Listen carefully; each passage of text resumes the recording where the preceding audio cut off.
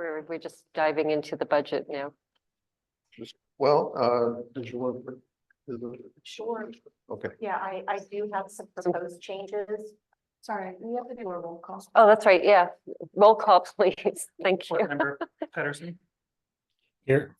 Board Member Hazel, Here, Board Member Coley. Here. Board Member Panemra, Here. Board Member Greider. That's not present. Board Member Pastizo. Here. Board Member Byers Here. and Board Member Harry Miller. Here. There is a quorum. okay, great. So we have some comments from staff. Yes. In front of you, there was a memo outlining 3 changes to the 24-25 proposed budget. They address the capital improvement fund and the water fund.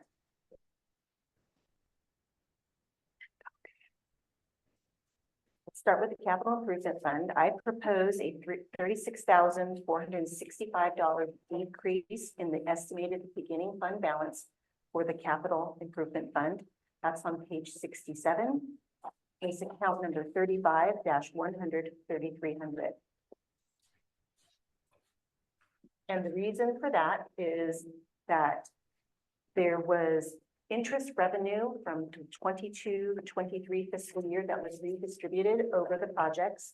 And also I improved the project estimates at that time. So it's in line with what the cash balances should be at that time. The detail below that on the memo outlines the changes to each one of the projects. And those projects are displayed on pages 68 to 69.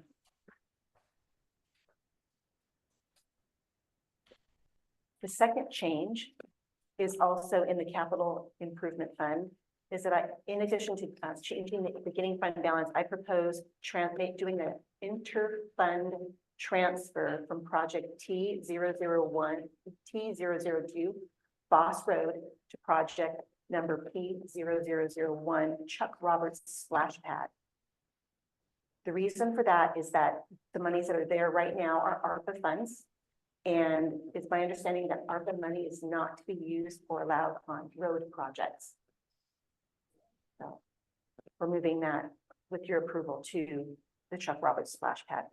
One of the important things to know about the Chuck Roberts Splash Pad is that Chuck Roberts Splash Pad uses 14,000 gallons of water per day that is not recycled. And that's something that needs to be addressed immediately, especially with the city of Talent being so conservation conscious.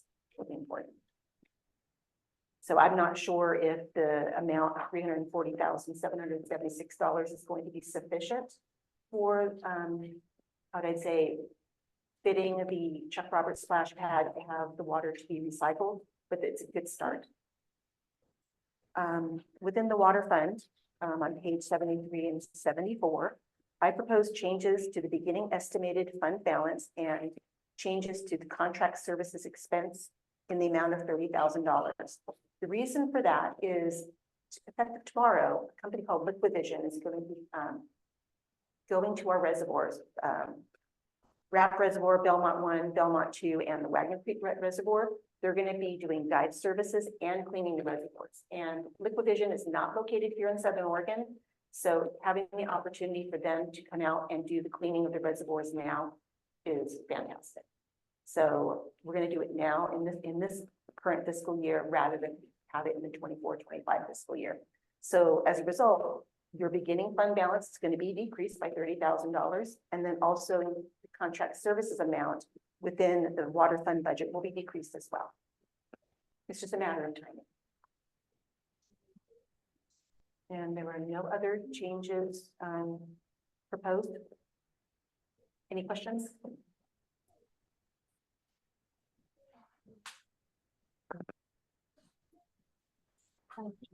Oh, sorry. Just so the funding for Foss Road cannot be, the funding that was allocated in this original version of the budget cannot be used on road projects. Correct, We that's just what I realize understand. this now, so we're gonna Yes, reallocate it to a project that is qualifying. correct. And there will still be work done on Fox Road. In my understanding, there will be an overlay that will buy us, how many years time, Gary? probably 5 years. Okay, my neighbors will ask, so now I'll know what to tell them. Thanks. Yeah, you're welcome. Oh, member Penumbra? I have a question, but just to clarify, the work will be interrupted as a result of that, the work on Fox Road will. So your neighbors won't notice, right? That's what I was. Don't notice the better road. They will notice a better road. Great. I was wondering if you had a ballpark of what the cost savings would be with the recycled water. You said 14,000 gallons per day and for over a period of time, and we pay for that water out of from tap, from Medford, right? Correct. In this fiscal year, next fiscal year, the 24-25, the Parks Department actually will be paying water. The city council had not in the past charged ourselves for water use in facilities. And I have that math in my office somewhere, how much it was gonna cost, and I don't have it off the top of my head. But it's the point of it. We're purchasing treated water from Medford, wheeling it through the system, and we're using it once. It's going right into a storm. Yeah. And the reason I ask is you're right about the conservation, you're right about the savings. Just because you said you weren't sure whether that would be enough to get going on that. I think if there's a savings to be realized, it would be worth prioritizing and perhaps allocating a sufficient fund so we could get going on it. That was my only suggestion. Any other questions? No? Okay. Thank you.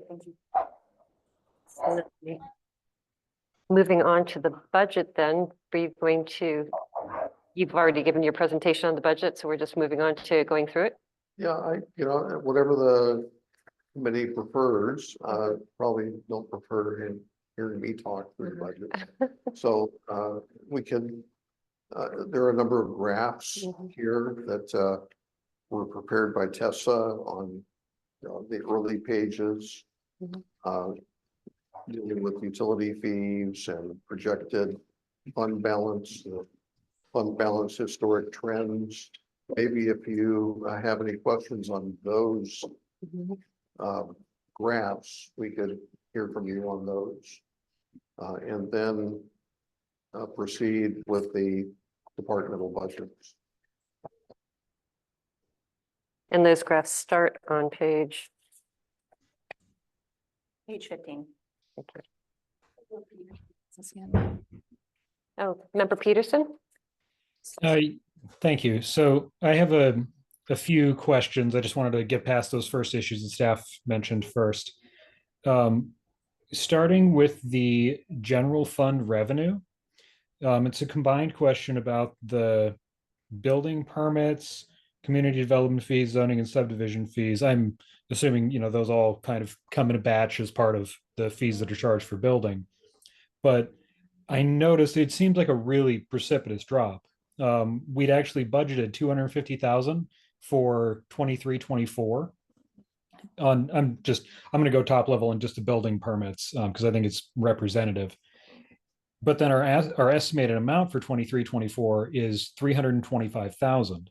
So that indicates to me that we're seeing that, say nearly $25,000-$30,000 a month in revenue of those building permits, but our proposed 24-25 budget brings it all the way down to 100,000. So I'm wondering if those line items reflect the pace that we're currently at, or if we're expecting a really steep slowdown over the next 12 months.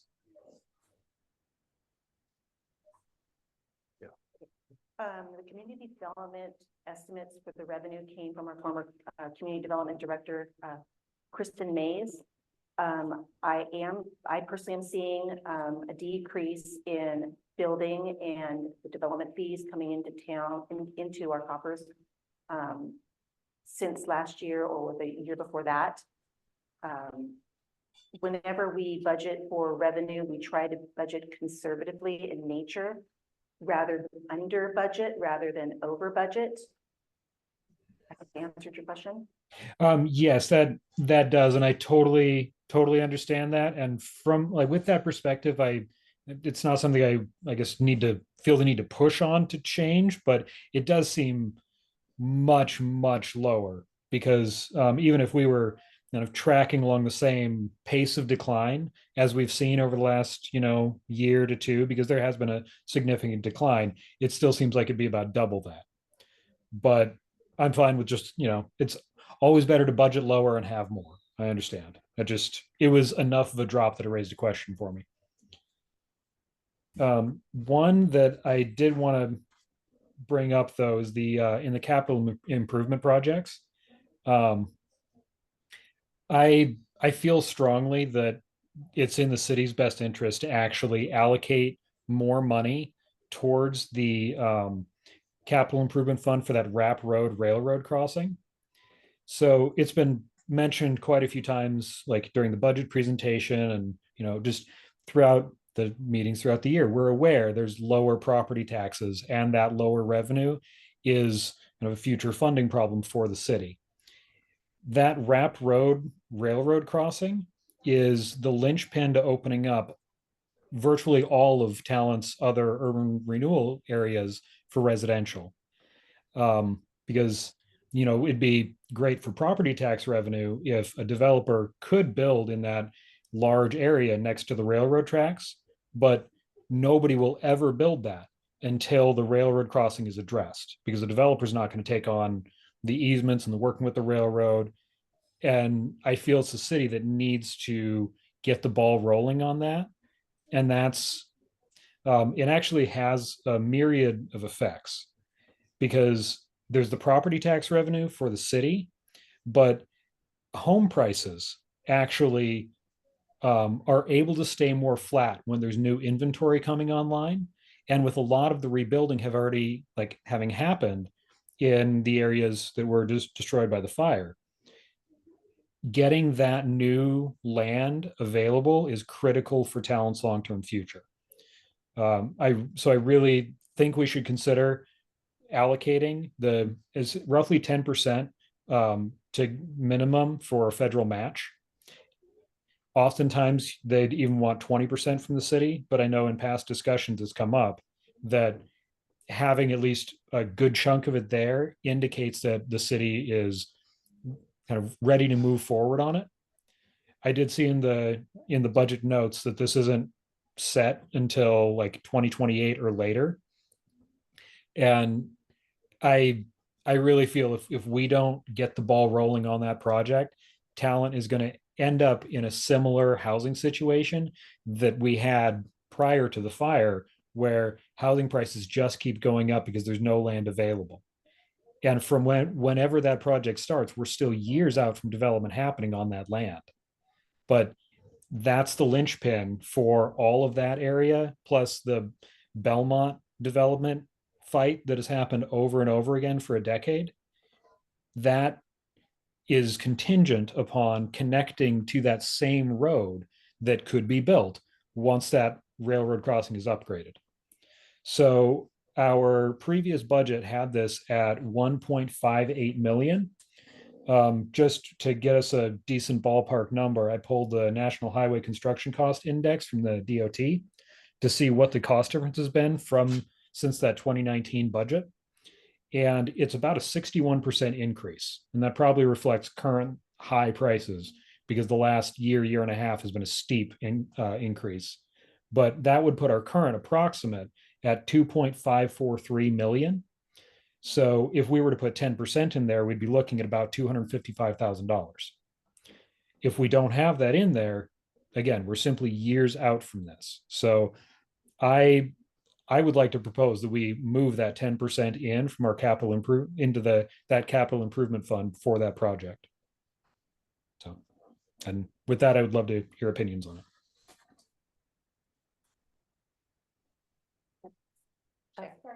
Oh, I'm sorry. I switched. Change chairs. I see what you're saying. In order to do that, you would be taking away monies from other projects that are currently within the transportation projects amount. And the only place I can see that you can actually do this is take $166,000 out of the Transportation Projects Reserve and move it to the Rapp Road Railroad Crossing Improvement project. And continue to move monies from the street fund to the Transportation Project CIP funds in order to get to your dollar amount. But at this point in time, it looks like you only have $166,000 to move.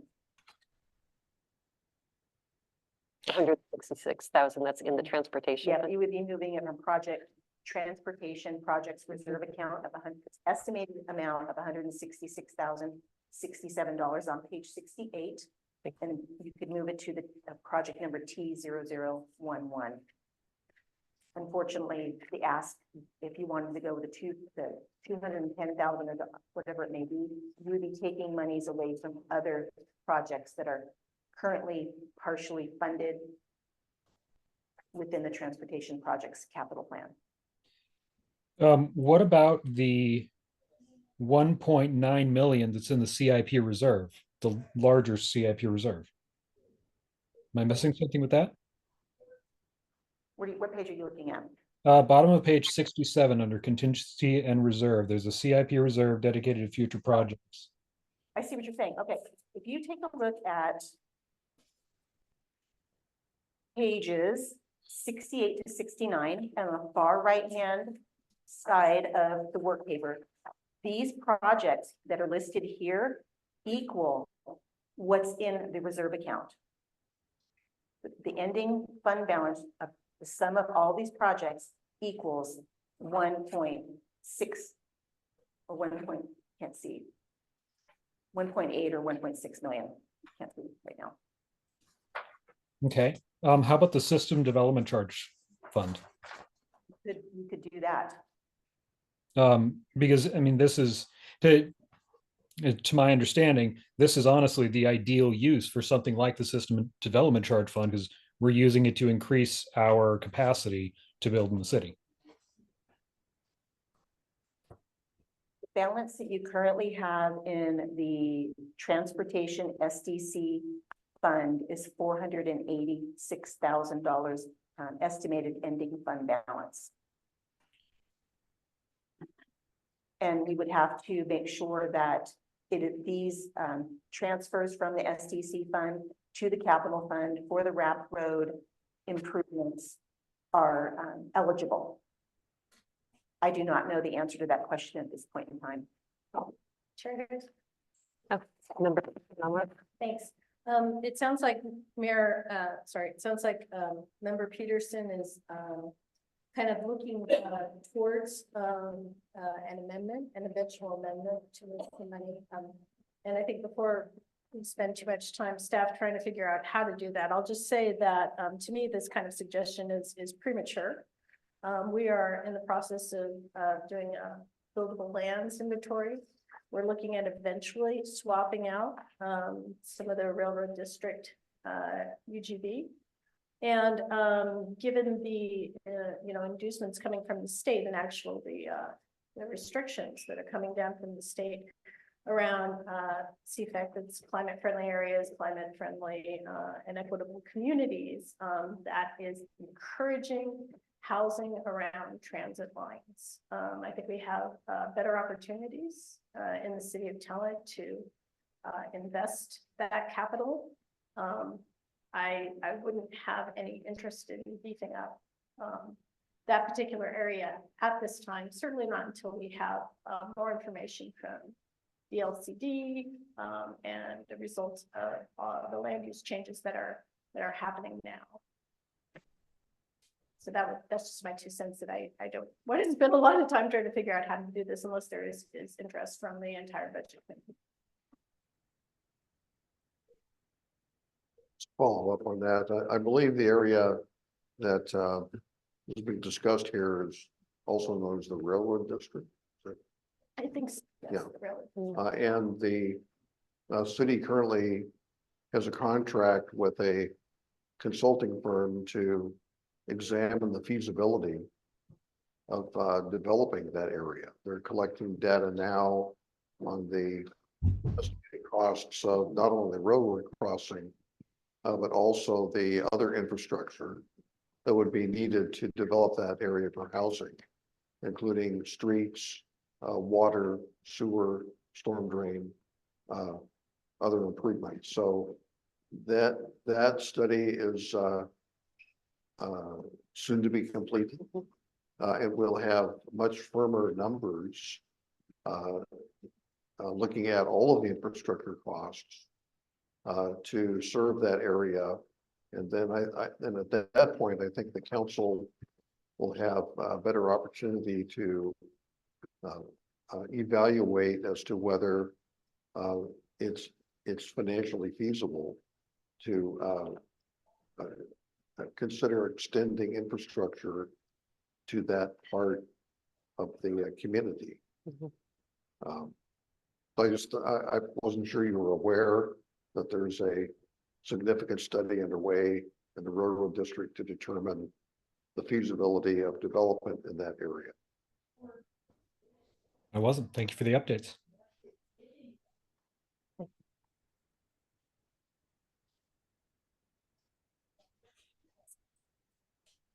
Chair, Oh, sorry, member Byers. thank you.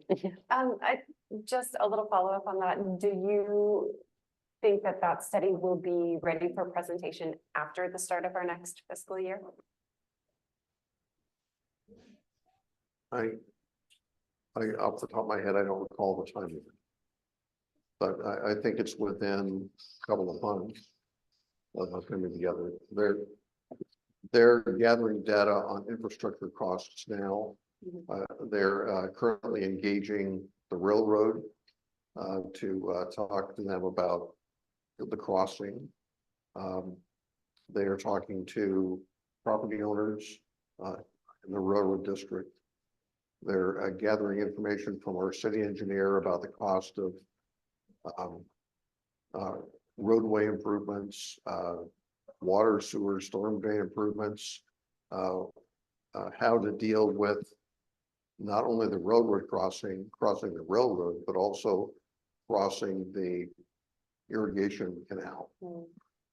So there are a number of issues that need to be addressed to determine the feasibility of development of that in that region. Thank you. Any other questions, member Panamara? Yeah, so I'm changing gears a little bit. So we were talking about, the general fund, being under a lot of pressure. And this is maybe not a question for this budget, but maybe for future budgets. In terms of injecting money from fees into the general fund. We know that the water fund is an enterprise fund, so any revenues that are raised within have to stay within there. But I'm just wondering if you could educate me a little bit about the other funds, whether they behave in the same way, that they're restricted, and I'm thinking about parks fee, public safety fee, transportation fee. If in the future we were to look at that, would any of those, could legally any of those go towards the general fund to as a revenue stream? I don't believe they could.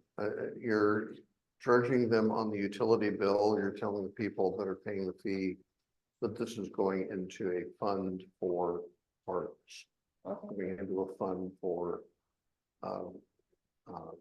traffic, whatever it is. I suppose theoretically you could declare some kind of emergency and move those funds around.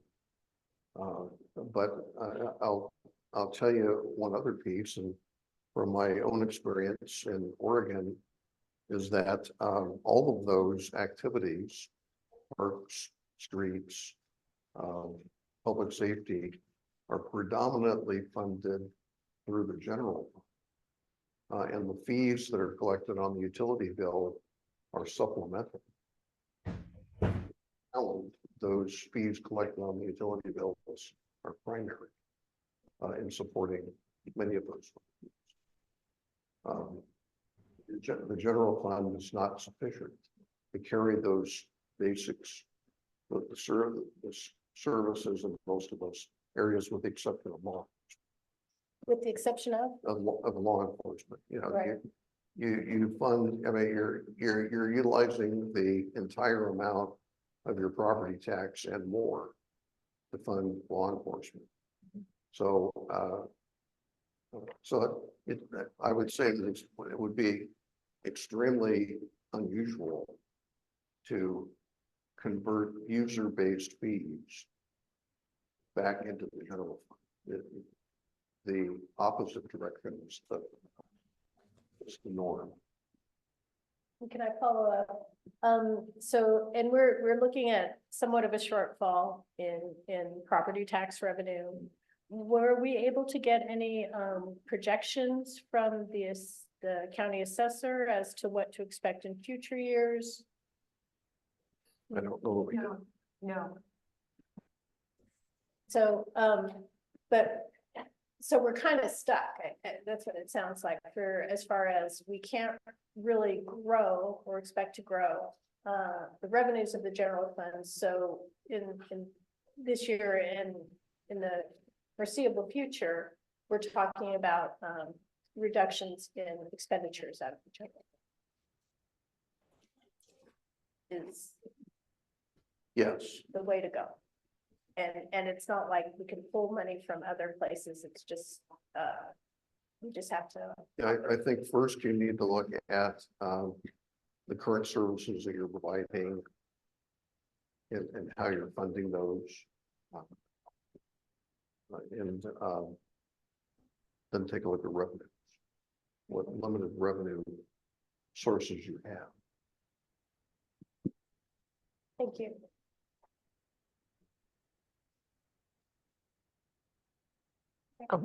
Member Byers? Thank you.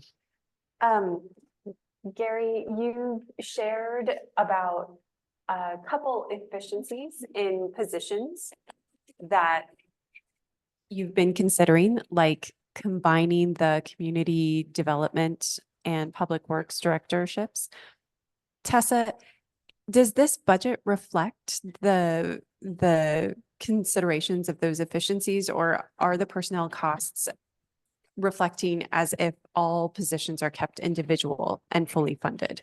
This budget includes including all positions as built. Okay. The efficiencies haven't been yet captured in the 24-25 annual budget. Okay, great. Thank you. Member Kamara? Thanks. So follow-up question.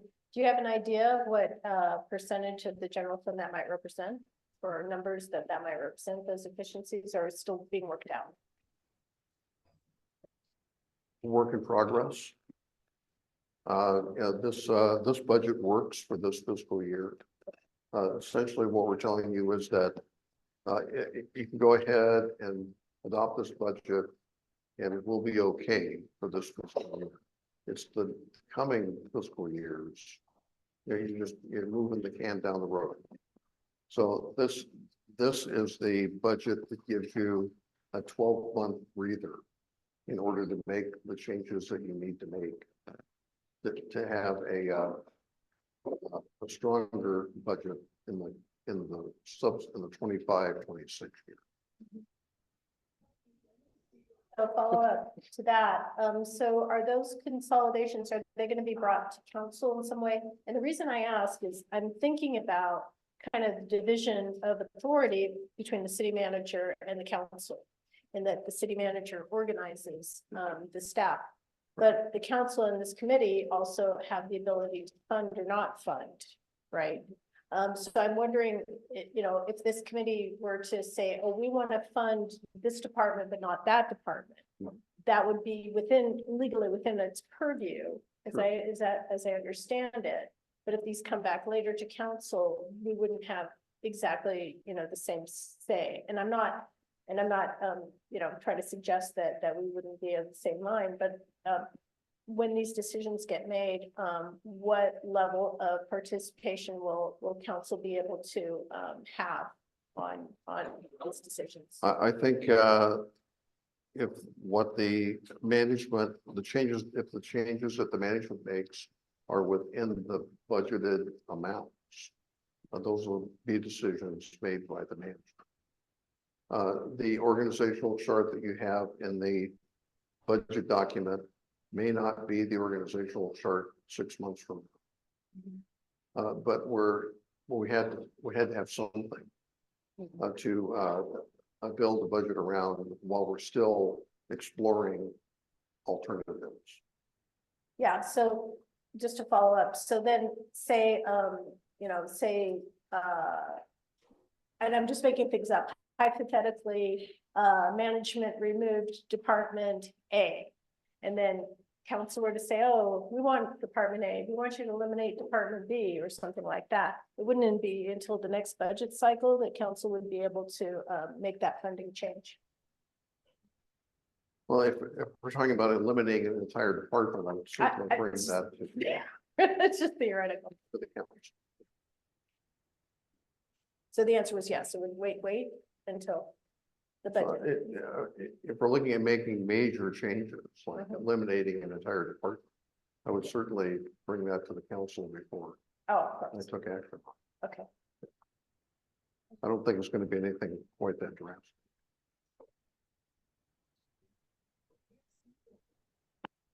Any other questions?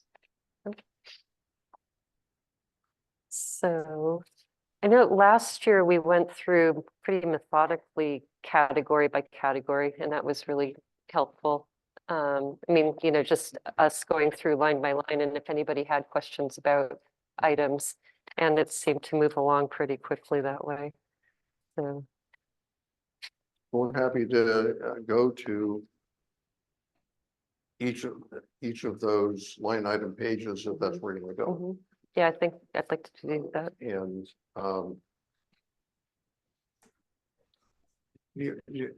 you want us to review those with you, or would you like just to ask questions? Well, I think if most people have reviewed this, if there are questions in each line, on each page, if anybody had questions about particular line items, what they're used for, what they're, sometimes it's not clear what they are. Yeah. Which page are you on right now? I'm looking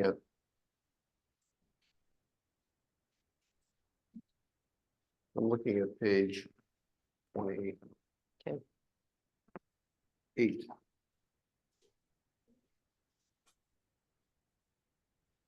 And is the group in agreement on this? Would you like to go through category by category like this? Last year it worked, seemed to go well, because that way we don't miss anything major. It doesn't mean we have to spend a whole lot of time on each category. And if you would like to address anything that you think might be significant that maybe is not self-explanatory. Okay, as far as you want to start with, let's say, the revenue fees for the general fund. Yes. Let's probably the biggest thing with the general fund is the property taxes. We're not budgeting as high as we would like to for the current property taxes. That's account number 10-141-11. Another thing that needs to be taken into consideration is the state shared revenues. It is Portland State University provides estimates, population estimates to the state. And the estimates for the city of Talent are lower than what we anticipated. And it's also my understanding the shared revenue per capita is less. So we're seeing a lot less in state marijuana tax, cigarette tax, I want to say gas tax and such. So that does impact not only the general fund, but the street fund and the parks fund as well. So a little history on that. For example, years ago, every city, every county levied its own cigarette tax. Or levied its own gas tax. And over the course of time, the state took over those levies. And did a uniform levy, a uniform cigarette tax statewide. So they collected the revenues and then they come up with a formula for distribution back to local government after they take their cut. And that's reviewed annually. And this is the first time in Oregon that I've seen a reduction in the per capita allocation of those state shared revenues. The explanations that we've been given by the state is that some of the purchases behind those revenues, like cigarettes, are down. That the population has increased statewide, but the revenues have not increased at the same level. So you have a larger population that you're dividing into the amount of the revenues and you're coming up with a lower per capita sharing. So, and quite frankly, the state has dipped into some of those local revenues to fund state services as well. So state shared revenues have taken a hit. Property tax is not caught up. We challenged the population estimates, but that challenge came in too late for them to take another look at it this year. They're going to take a closer look at it for this coming year. I haven't been here that long, but it just feels like there's a lot of new housing. And that the population, it's hard to imagine the population of the community is still 1,500 people less than it was before the fire. But as a newcomer, that would just be my perception, not having a historical view. But that's really a key element of this, is the state shared revenues and the property taxes, which typically lag between the time the new house is built and the property tax levies occur and the property tax payments occur. So I'm thinking that we're going to catch up on both of those, but I don't really have any firm basis for that estimate. It's just, so that's why we've taken a more conservative approach on our estimate. On page 20 of your budget, there is a graph that shows what the Portland State University estimates are for the city of Talent. And you can see a very dramatic decrease from 2019 to 2024. What's interesting is in 2021 and 2022, you actually saw an increase, and all of a sudden it decreased.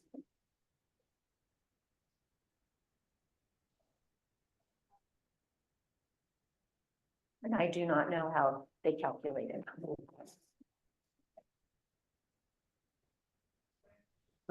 Is their calculations of publicly available so we can review how they were calculated? They are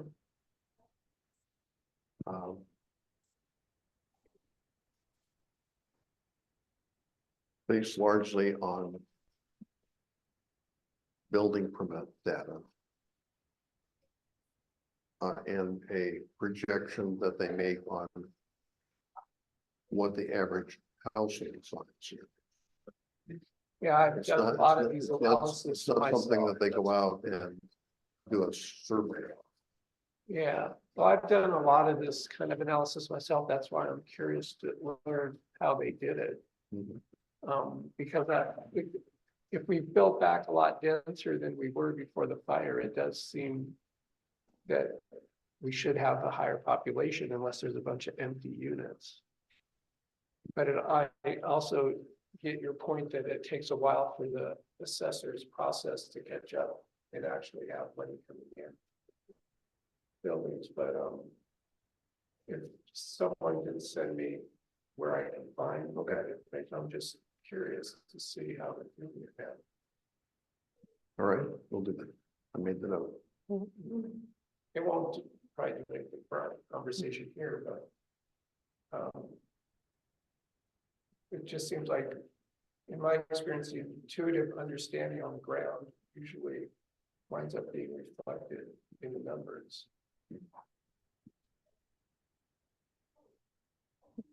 What is the PTCET administration fee What page? on page 28? Oh, Phoenix Talent School District, Okay. CE, construction size tax. Okay. That is something that's collected within the community development department. Okay. And there was nothing estimated for this current fiscal year, the 23 to 24. And so then the talent one, there's nothing for this year or next year? I do believe that one, I do believe that's sunsetted, Oh, if I recall.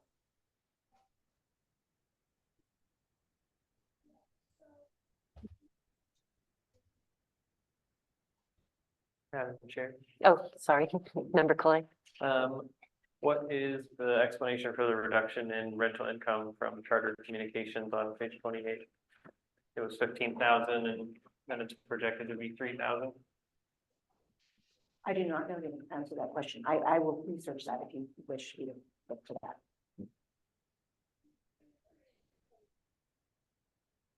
Good catch.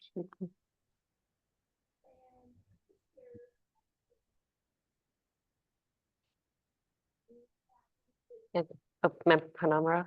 Thanks. On page 24, you have current unfunded general fund line item estimates. I don't remember seeing that before, but I just want to say thank you for putting that in there. It just gives a more holistic picture of what we're not able to do. My question is though, are those things that we've never done or have done in the past, or is it a mix? Page, It's page 24. I guess the question is like, I see some things that I'm pretty sure weren't in a previous budget, which is fine. And then I'm seeing some things that I think, oh, I think we may have had that in the previous budget. it's a mix. Okay, Gutter cleaning, for example. We've done gutter cleaning before, but it hasn't been done in recent years.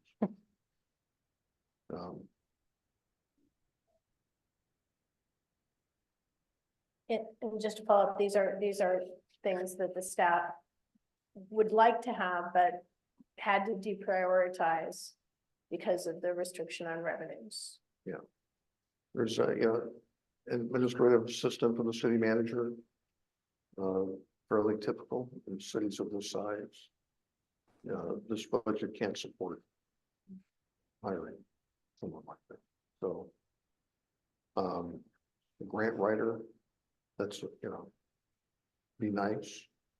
But it's something that as we found on a proposed budget in the past. It hasn't been funded. So we can go down. I appreciate you mentioning that this is a new list. It's something that we've compiled from budget requests that didn't make it in the past. We thought it was important to include because I found that there are people who remember a particular item being discussed at the budget committee meeting, and they thought it was included, but it wasn't. So just to follow up, I've been kind of zeroing in on computer hardware. I thought I'd seen that in previous budgets and I thought there were purchases made. I thought I heard somebody say there were purchases made, so I'm kind of surprised to see a need there.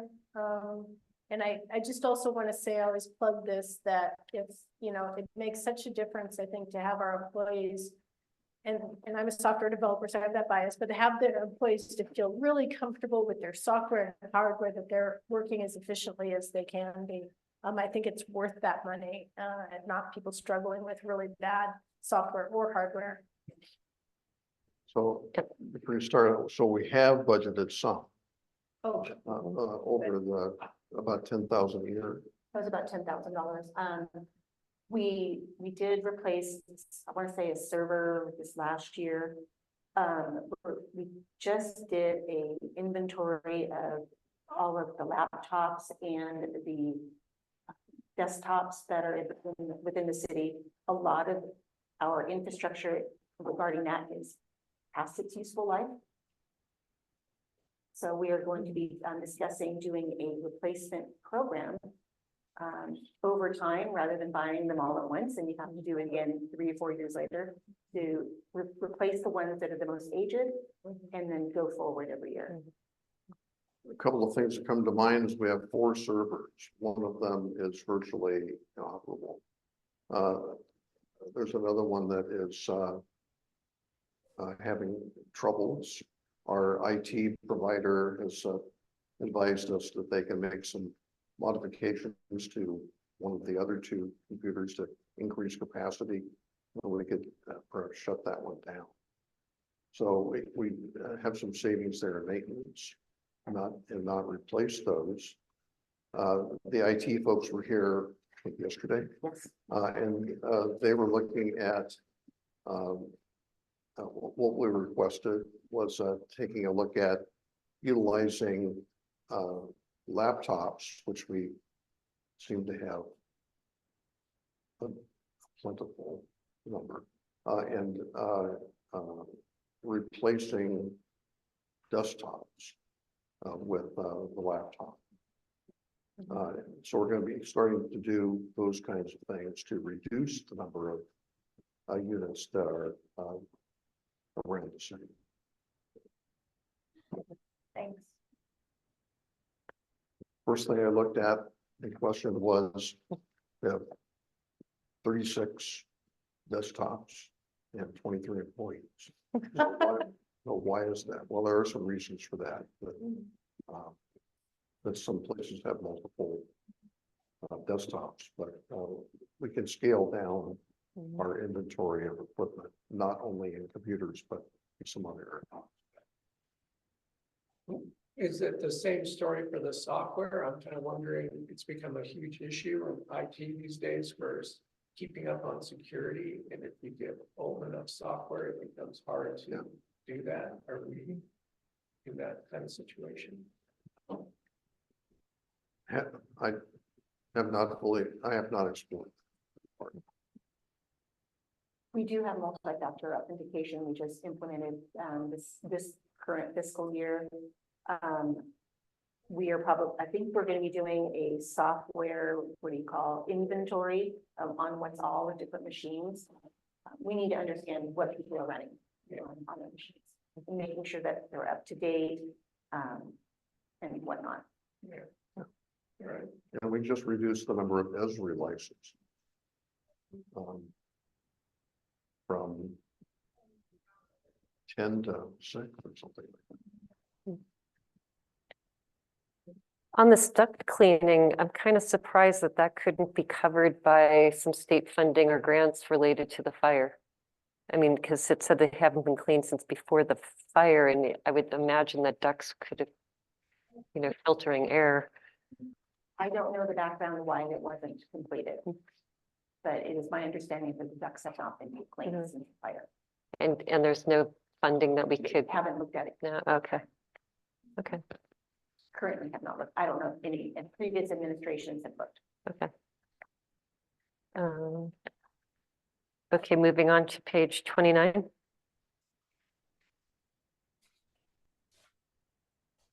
The revenues and beginning fund balances continued.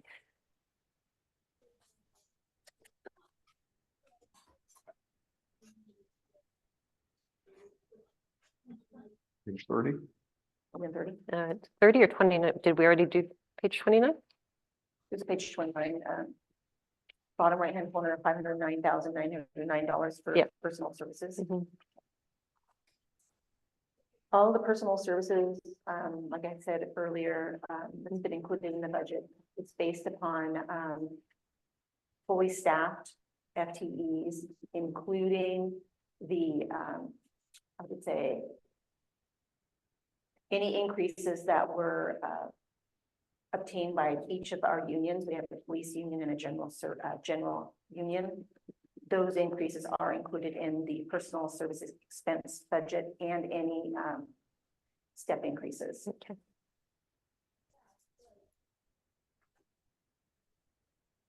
Health insurance is another place where we're going to be looking for efficiencies in the future.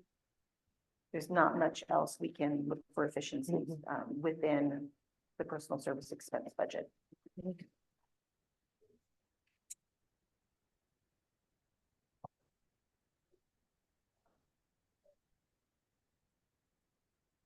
Does anyone have questions on page 29?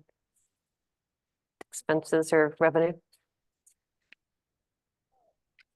Okay, On Page page 30, 30, the total materials and service expense budgeted amount. You can see there's basically a $400,000 decrease as compared to the estimated 23-24 fiscal year. And that has everything to do with grant expenditures for the solar panel planning project. That's not included in this year. That's why you're seeing a decrease in total materials and services expense. and attorney fees? The attorney fees, what we did differently this year in the 23-24, the attorney services have been pretty much put all into the general fund. With our contracted attorney, what we did is we took his time, let's for round numbers sake, let's say $100,000 for attorney services. We figured out where he spends his time.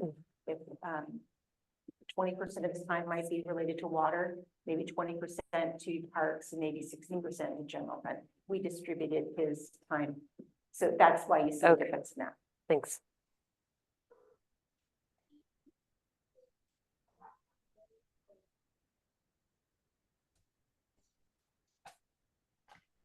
On to page 31. Oh, wait, Member Byers has a question. Could you speak to the line item on page 30, business consulting services? I think I do know. Sure. Business consulting, who is it that's in that line item? That's one thing that I'm going to be doing before we publish the budget is anything that's a consulting line item is to have identify exactly who it's for and the dollar amount. This may be a combination of a couple of different consultants. At this point in time, I do not recall off the top of my head what Yeah, we did talk about inserting a sub item that Great. would identify words. It's just a big enough Okay. list that I would love to know. and it's too vanilla, and I totally Mhm. agree. Yeah. Also, what you're saying with your budget, sure, I don't know if you noticed if there's account numbers in this budget, Yes. and that's really important. Mhm. So it's also this is also gonna be useful for staff and it'll be useful for you as well. But yeah, we need to provide a little more detail in these accounts for you. We'll do so. Thank you.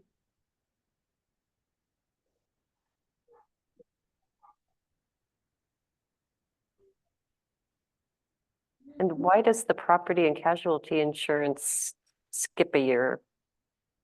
There's nothing for 23-24. What line item? It's on page 30 also, it's 10. Where am I? Casualty. It was missed in error in the 23-24 budget. Oh. For that, so we distributed it properly to that line, that account number. Okay. Where was it included in last year's It was budget? probably moved into maybe, let's say, like a line item, 10-112, 6,300.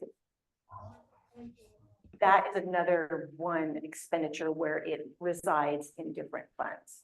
I do believe it was missed in 23-24 and it was absorbed by another line item, if that makes sense.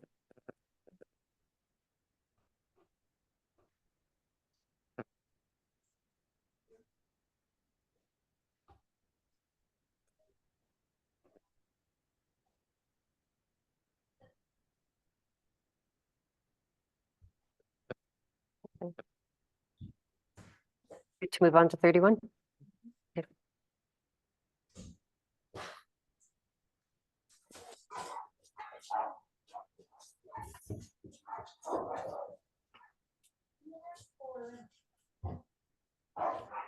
Is the vehicles expense on page 31, I mean, it's only estimated $55 for this fiscal year. What does that cover? What, It's like the fourth line down on page 31. in the 23, 24, somebody may have coded something to that account that, let's say, could have been replacing a mirror on a vehicle or such. Okay. Yeah, I was just curious. I mean, I would expect vehicles to be more.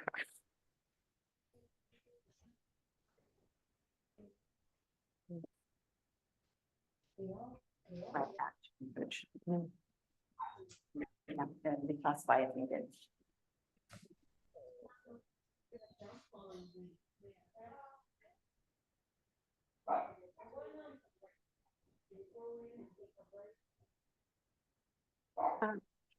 Oh, member buyers. Just a question about the phone, internet and radio under materials and services expense community development on 31. Again, I'm sure it's just like a redistributing of expenses, so it's more exact, but that's a fairly sizable shift also, so I'm a little curious about that. Oh, the internet and radio, that probably has to do. I probably have a work paper to substantiate that. We'll take those notes. and get back. I figure that's what this meeting's for, right?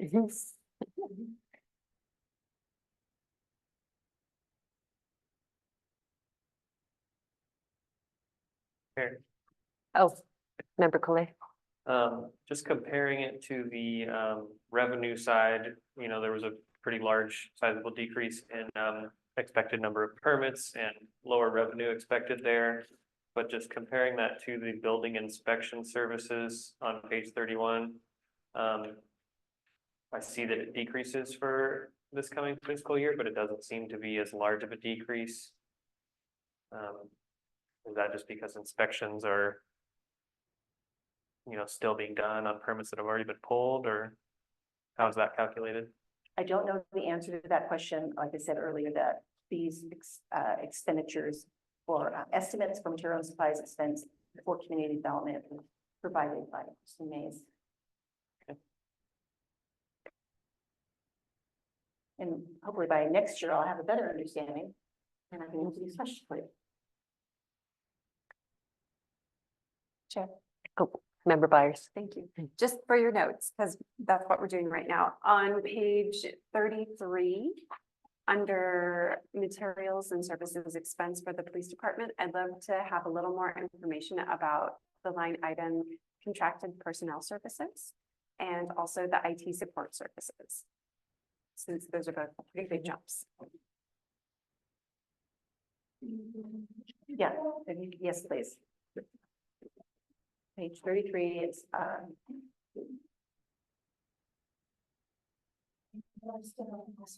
What is it? it's contracted personnel services for 50,000 and IT support for 22. Yeah, so we still have an idea with the city of Ashland for that's $750 a month to contract with them, and then we also still have contractors that we use for so we if we have like a major internal investigation needs to be done, it's always better to have somebody from the outside. It's a pretty small apartment, and so it just helps us do that. And then we also use that line item under the workman's comp, so we're supposed to do testing really for police employees to meet OSHA and standards. So hearing access to hepatitis, and so forth. So that's mainly what comes out of that line item. I guess I'm just curious about why it's 50,000 when last year it was 17. So last year we had contracted personnel services and business consulting. We had 25 each. And so we did reduce. We eliminated that line item and put line item because they were really the same, essentially. So if we have to hire them, we're going to do it kind of work for us, and that would come out of that. It also covers our some of our existing, like our personnel policies, roughly about 5,000 a year to maintain that and subscribe to it. So it includes some of those things that basically related to operations. Okay, just one little question then. If you consolidated those two, why isn't there an estimated 23-24 budget for the business consulting services? Well, that's a really good question. We have, because we eliminated that. We didn't spend a lot line item, so it looks like we need to test that because it's over, it's in the budgeted line to the left, the 23-24. Mhm. But we're looking at savings for the city carryover, so we don't anticipate spending that. But then it doesn't explain the big difference between the 50 and the 17, because there's the 17, if it includes both of those. I don't know. It anticipates on spending this, Mhm. and through this fiscal year, the budgeted amount was 25 and 25, and it appears that the amount that's going to be spent within the 23-24 fiscal year is going to be $17,000, not the original amount of 50. Okay. And then I also have an answer to the question for the IT support services. We eliminated the IT position within the city of Talent, and we outsourced our IT department in Pacific Office Automation. And the expense for the police department is based upon the number of officers that utilize computers. So what we did is, but for round number, say $100,000 for Pacific Office, and let's say 12 officers or 22 officers. We don't have 22. We'll let it. 12 officers would be 12% of that. Okay, great. Thanks. So yeah, it was just a methodology, and then you're going to see that same methodology going forward with a lot of these accounts. So we're not going to see these changes from year to year. We want to be consistent, so we don't have these questions. Why is it 4,000 versus 12,000? Great. Thank you. And in addition to the OEIG, that also, we still have a contract to pay. We're really short, and then we get some coverage in the city. We still have a contract. We should be covered with really, I think of like, really involved in major incident. You could potentially be considered for our employees, and they could be out for a single month, and that's a huge impact to the staff and services that we could provide.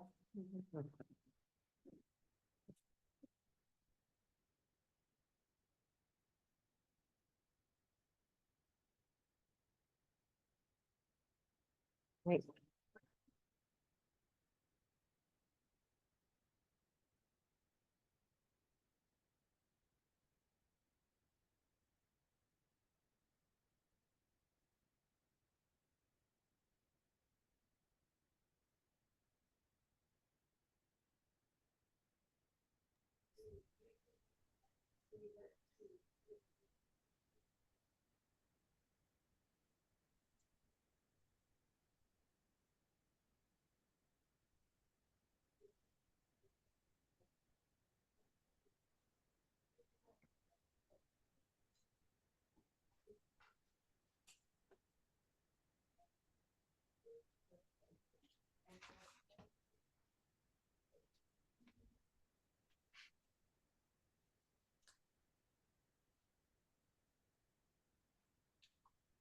So are the, under the materials and services expense for the city recorder and public information on page 34, the contracted personnel services there was for this year estimated 16,000, and there's nothing for the upcoming year. Is that? That's correct. Okay. Sorry, Chair, I think Oh. Chief had one to add something. Yeah, I'm sorry. Oh, thank you. Member Peterson? No. Okay. Thank you. Thank you. So I had a question or comment about the personnel expenses for police department, page 32. I wanted to note that we've seen about 106% increase in personnel expenses for the police department over the last 3 years. I know that we had a multi-layered problem with that, where we were paying relative, lower relative to similar agencies, and we were understaffed, and there have been general increases in just staffing costs across the board.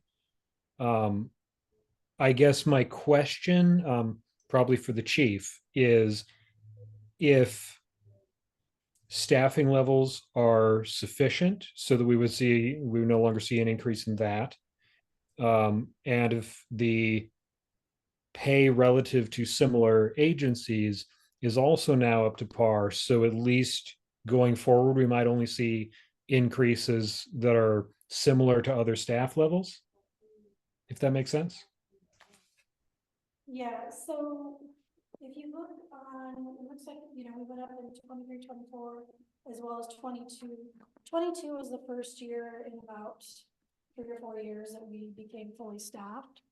And so, as the wages increase, you'll see, that increase as well on the actual. We are currently fully staffed, and I will say that, in the last contract, we did see some great increase in the wages to help us retain who we currently have. But now, as we're seeing, other agencies around us are now getting significant increases as well. So it's, it just seems like, we take 2 steps forward and take a step back. But at this point, our wages are set for the next 2 budget years and by contract. And so, I'm pretty pleased with the trajectory that we're on, and our team is, the morale's pretty good. I don't know that anybody's looking to leave.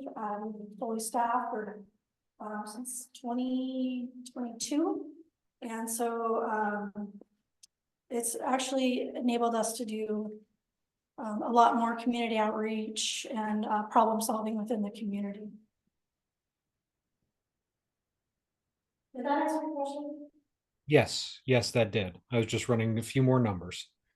So it looks like based on based on the changes since 22, when we became fully staffed, we've seen about a 33% increase over 2 years, or roughly 16.5% per year.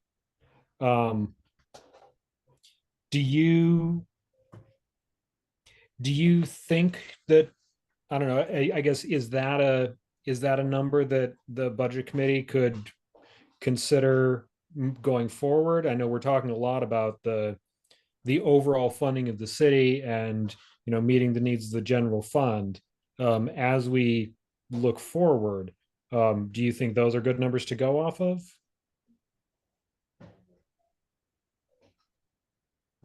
Well, I feel like, I know it's competitive, and as the chief mentioned, when the salaries go up elsewhere in other municipalities, it's more difficult to retain officers here if they don't have competitive wages. But then one of the big increases also is health insurance, and there's very little control over that, I know, from just an HR standpoint.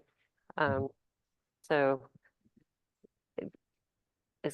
yeah, I don't really see much that we can do to curb that without bringing us back a few steps back to where we used to be. I mean, I think the police department is not big, but it's at a more sustainable level now, and they're doing a great job with outreach. And so I don't know where else we would cut corners there. Well, thank you. I appreciate that. And thank you for your service. Oh, The only comment I have about the health insurance for the police department, I do believe it's tied to the bargaining agreement. So there is no changes that can be made until it comes to negotiating time for their health insurance. okay. The only place that we could find efficiencies within the health insurance would be for those who are not within the union. That would be with the management staff. So when they negotiate contract with the city, do you just say, we will spend this, we'll agree to give you this much for health insurance, or is it actually covering the cost of the insurance that they're choosing? The employees do pay a portion for their health insurance. Mhm. I don't know.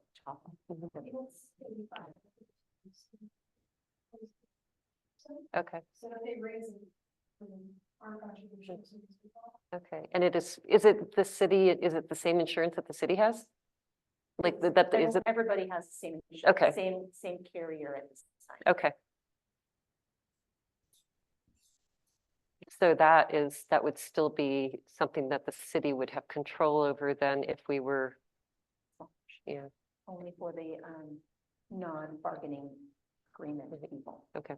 That's the only place where. And we have that's, control of this. and that's small. I mean, how many of those are there in the police department? One? Two? Okay, So the bargaining agreements, the health insurance that's provided to the employees is through the Teamsters Trust. okay, In their, that's right. You mentioned it. the contract they have requires that all employees Mm, be members of that group, regardless of whether they're union or not. okay.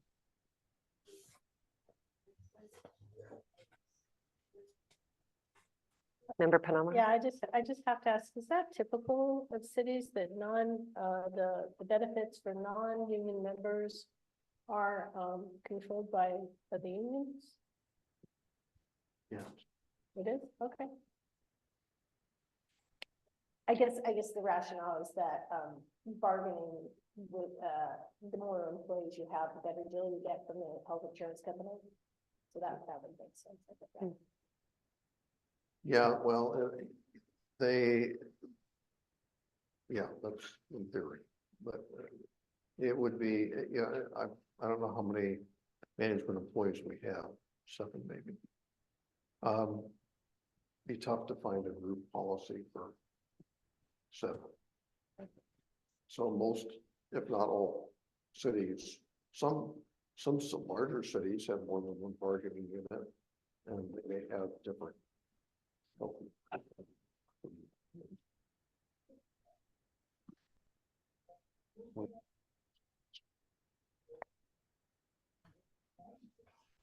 You guys are part of a larger agreement for or for health coverage, or you just, that's what I thought I heard, that you guys dip into a larger. Yeah, we're the employees of the city, both units are members of local, not the local number, Teamsters local. And the health insurance benefits are provided by, I mean, we would, through bargaining, we could change the health insurance program. It's not something we can do midstream without doing bargaining.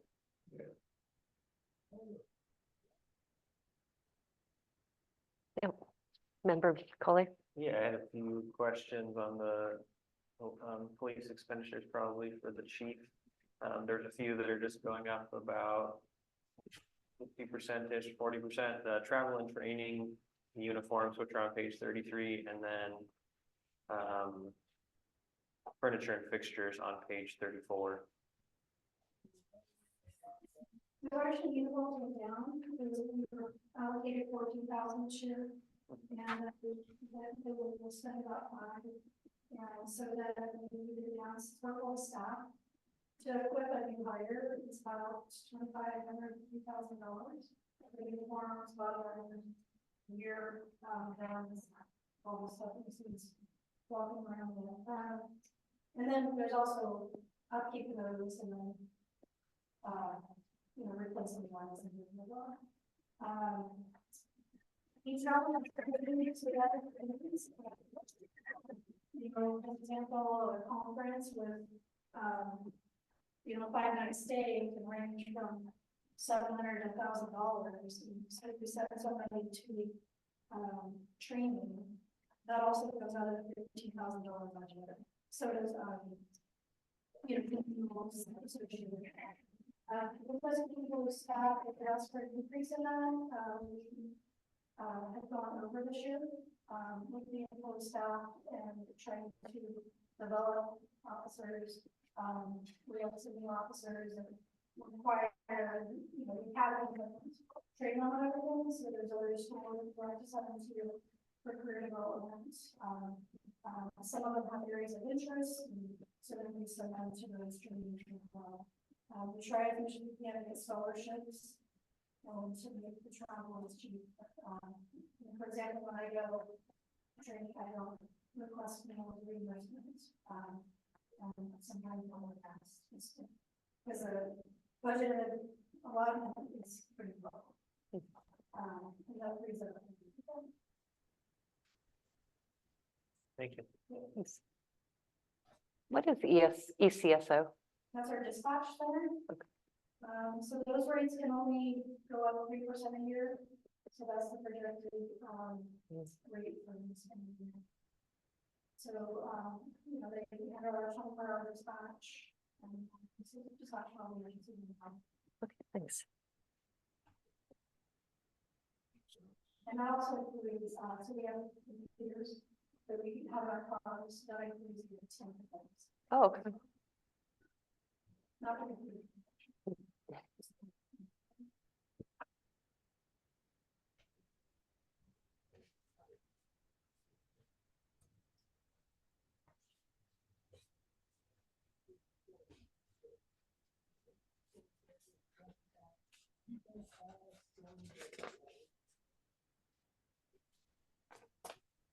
Any more questions for the chief? No? Thank you.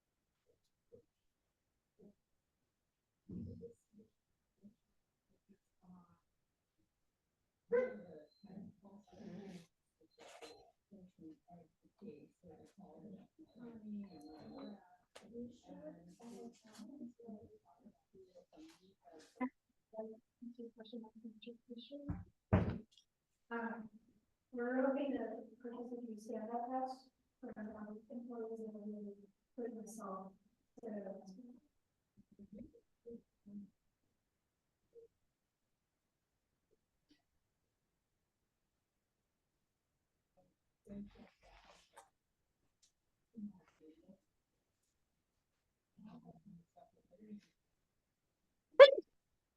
Yeah.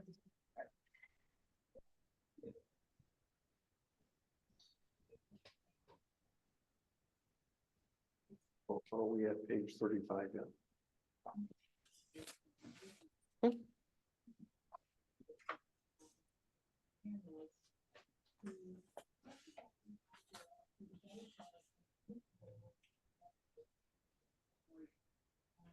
Any questions on page 35? This is where the city council could tell us to put your discretionary budget back in.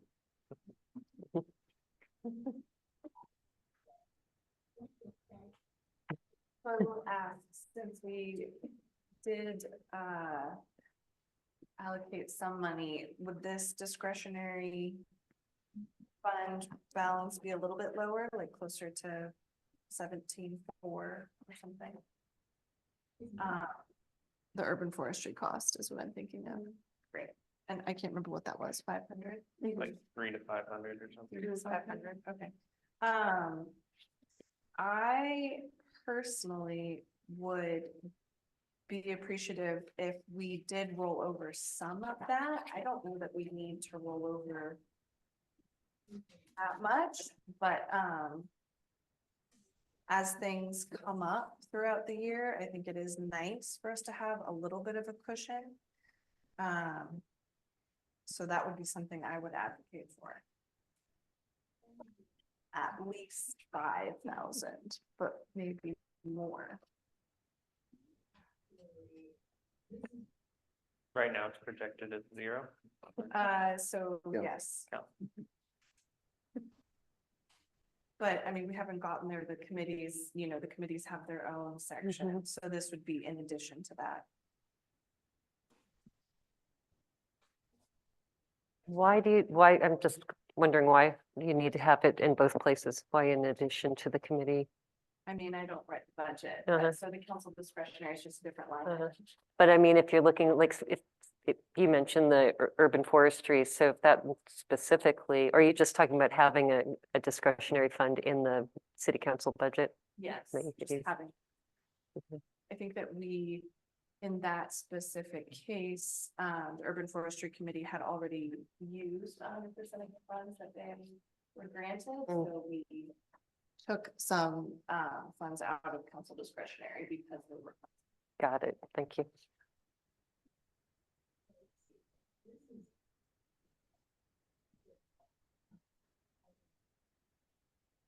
Just, you can budget it, but you don't have to spend. We're pretty good at not spending. You didn't spend any this year until the last meeting. Yeah, that's true. And it makes us feel like. The illusion of power. That's right.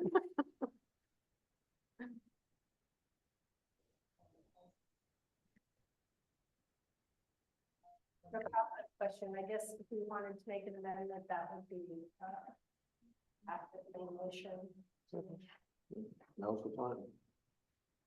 should amend now and then just make the motion at the end of the amendment. Now's the time to.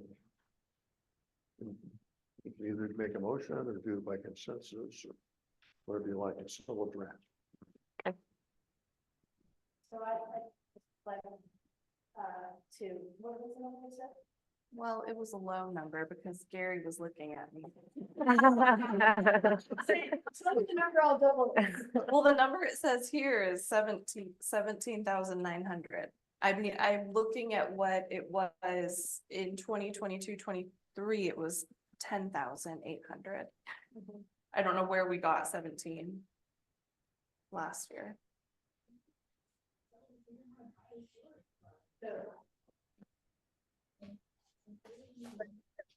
Yeah, we're gonna want to say round up to Coletta said 5. 5.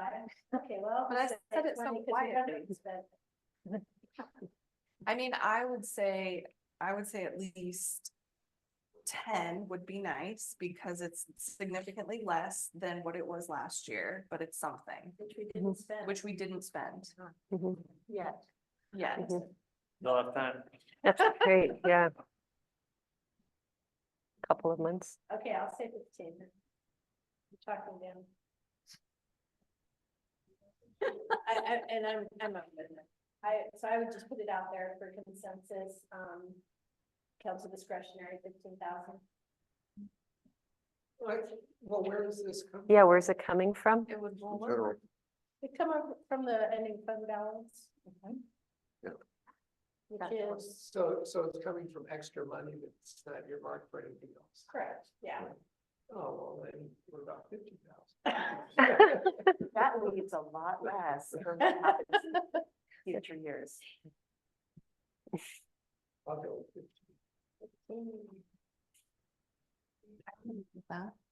That works for me. It seems fine. We promise not to spend it all, Gary. We're not just promising to spend it all on the place. I mean, just a question about that fund. The council can choose to spend that on any expenditure, or is it usually a request coming from a committee or? Yes, it's good. I don't know the history. But not a bouncy house, because that's not insurable. Well, unless you get a really good stock.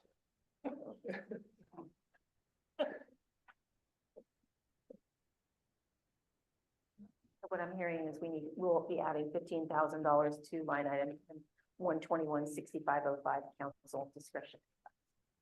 Consensus? Yes. Yes. Okay, thank you. Really?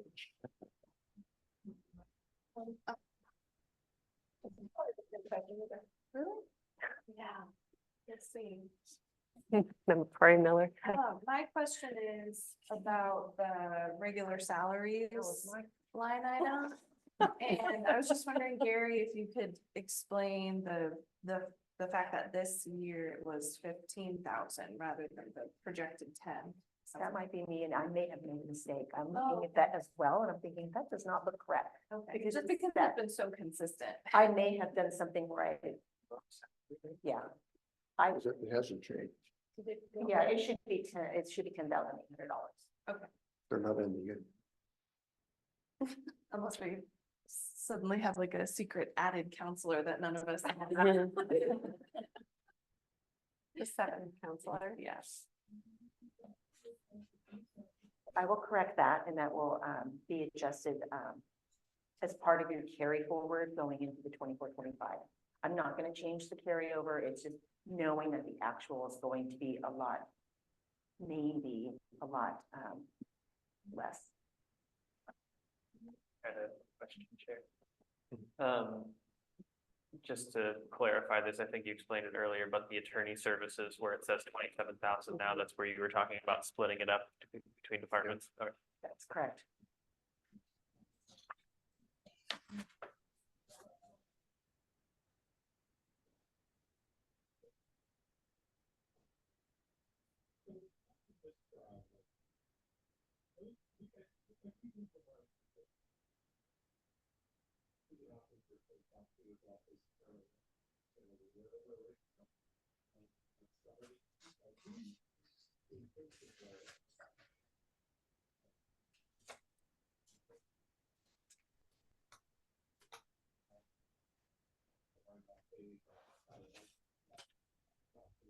And the salaries for the depot building, is that city costs that's been just expensed to that for maintenance or something? Or- Yeah, that's, it depends on, it's the percentage of an allocation of the FTE within the Public Works Department. Okay.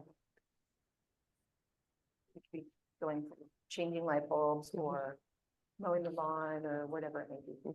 It's just it's a percentage. You're gonna see that throughout the budget. Okay. Town hall, the great example as well.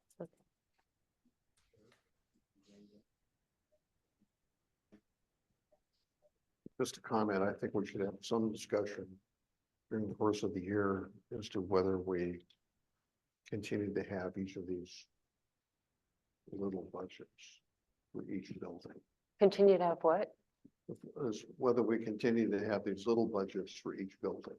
Oh, I understand the rationale for that, but it's just really hard to budget uh-huh.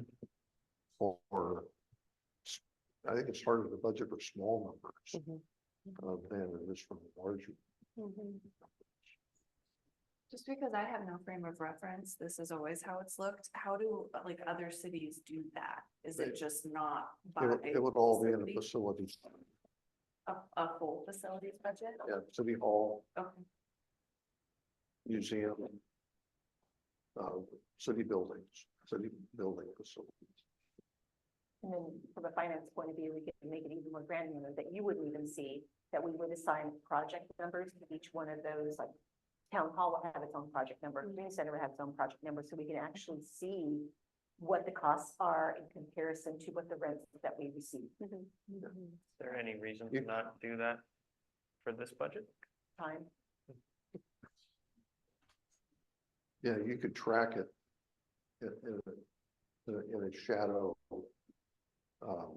accounting, Yes. but by facility, it just wouldn't take up 4 pages of your budget. We could do that next year. You're gonna see a variance between, you're gonna ask us, why is it so high in the facilities budget and where there's nothing in the historical society building budget? We could easily have that put together. We'll just make a note of that now. And I'll remind you. Just calendar reminder for this time next year. I do like that idea. I truly do, because being so granular is difficult. It's easy to make a mistake. You have so many numbers chasing down. Well, and it just, I mean, yeah, it's like, there's a line item for Oregon sick leave for the depot building. It's like, Right. That is Yeah. a percentage of an employee. Yeah. You guys get sick.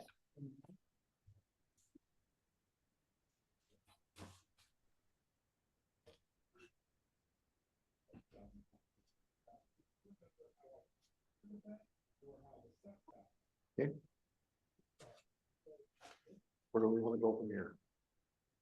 Next page. Next page, yep.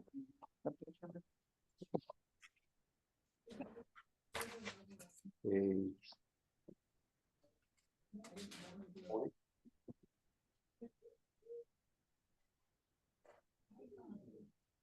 Forty. I hadn't gotten that far yet. City Hall building, Hmm. police building. On page 40, with the repair and maintenance for the City Hall building, account number 10-135-6335. We have an estimated expenditure of 18.5 when we had a budgeted amount of 1,000. We had a water leak at City Hall, and so it caused expenses in 23-24 to be higher. We hope not to have any kind of issues, so we went ahead and budgeted $1,000 as we probably should.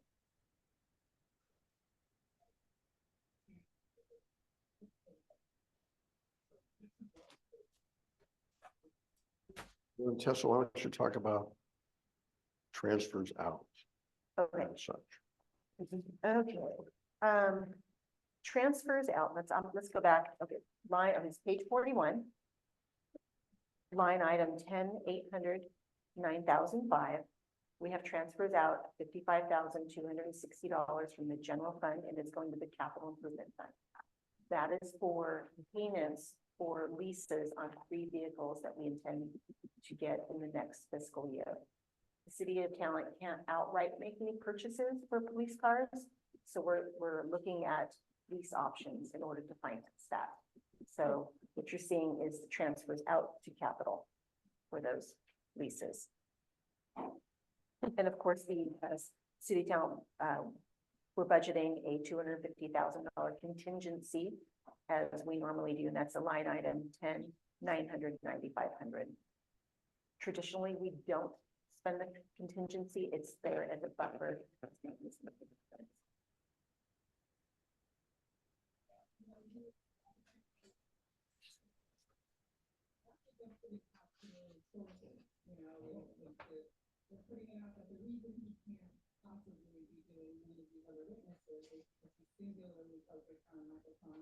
Transfers out, if you want to see all the transfers between the funds, it's located on page 18. So you can see the amount that's coming out and where it's going to reside, the capital improvement projects fund, and what particular project number it's going to. So you can trace that, and you'll see that also, same information residing in the CIP fund as well.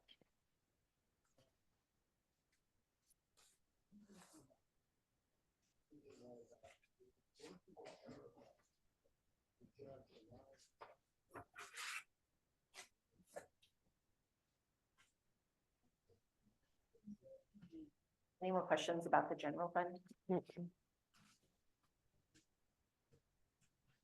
Front parks? Yay.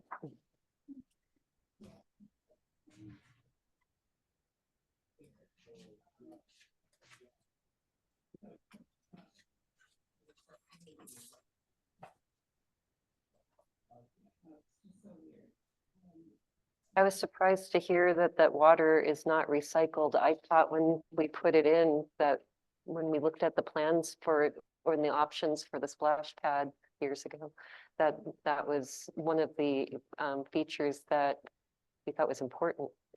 Me too. I wonder if it had to do with the sanitation. It's coming back to me. I was on Parks and Rec, I think, I know that I was on it when we had came up with the master plan for that. And I think it was a sanitation issue that it costs more to maintain the recycled water at that time.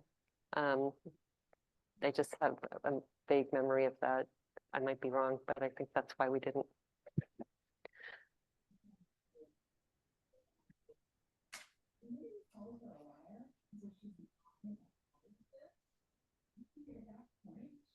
What is the interest?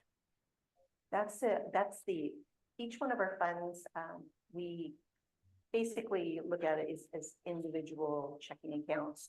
And each fund has a portion that's designated to, cash balances are designated in the local government investment pool. So that's interest earnings at the LGIP. Oh, it's great. And right now, interest earnings, we're earning like 5.2% in the LGIP, probably the highest it's been in many years. Fantastic.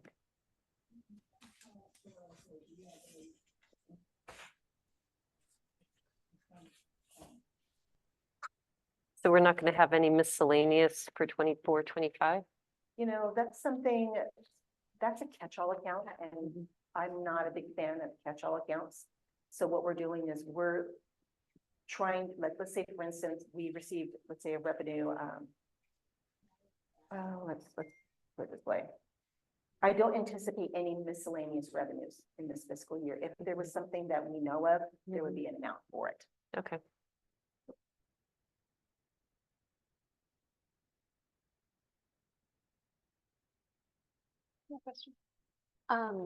I know that there's at least one grant that we are waiting on a response from Right. that's connected to parks projects.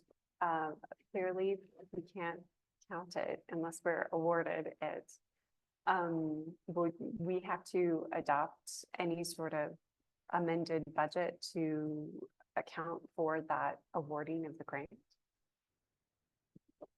So for the skateboard grant, Skateboard for park. example, we typically don't budget for it if it's not Mhm, approved. And mhm. we'd have to do a budget amendment later. Mhm. At the end of next fiscal year to account for that. Great, thank you. And it's, I do believe it's unclear if it's going to be, the grant will be received in the Parks Fund or if it's going to be received in the Capital Fund. Mm, So mhm. we'll have to make a determination at that time. Fingers crossed that we get the grant. Good problem to have to figure out. Won't take long.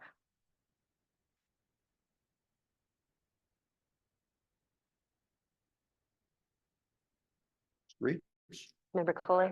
One last question about parks on page 46. So the water utilities, that's now $17,000. I'm assuming that's now paying for water. Yes. I'd be curious to know if we can find out like what percentage of that comes from the splash pad and what the cost savings of that project would actually be. I mean, I think it sounds nice, and I'm not saying we shouldn't recycle water, but like, are we actually going to get our money back over time on, 14,000 gallons of water a day? Sounds like a lot of water, and it is a lot of water, but I would be curious, how many tens of thousands of gallons per day we're using on irrigation for other things. I don't know if the splash pad has its own meter, so I think it's probably off the master meter at the Chuck Roberts Park. Yeah. So I don't know how much of that is. I could probably do the math. I mean, take a little time to figure that out. Yeah, I'd just be curious.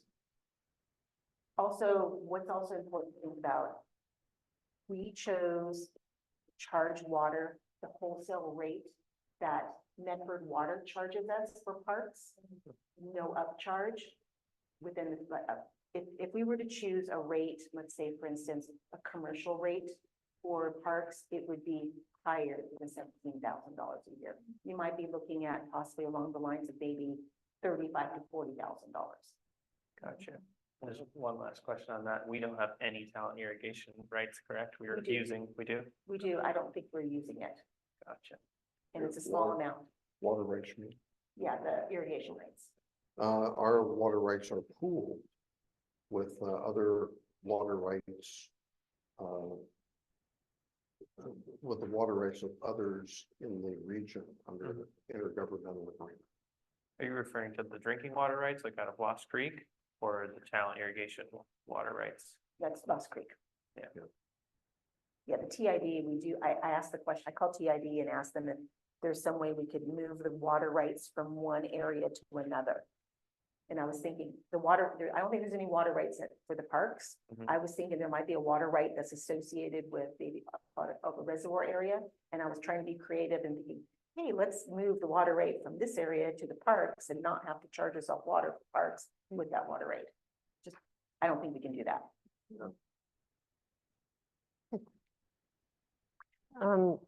And the lawn and grounds maintenance, no, not that, repair and maintenance. So that the actual expense for this year currently is up to 17,000. That could be for irrigation pipes. I don't know the detail behind that. That would be a public works question. Okay, I mean, because it was budgeted for 10, so I was just wondering. It obviously went above the budgeted amount.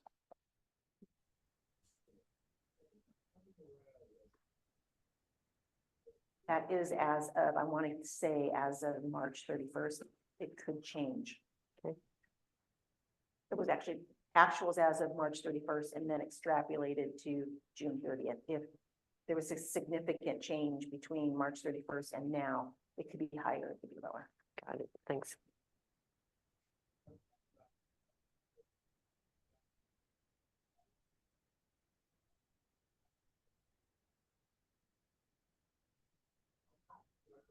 Ready for streets?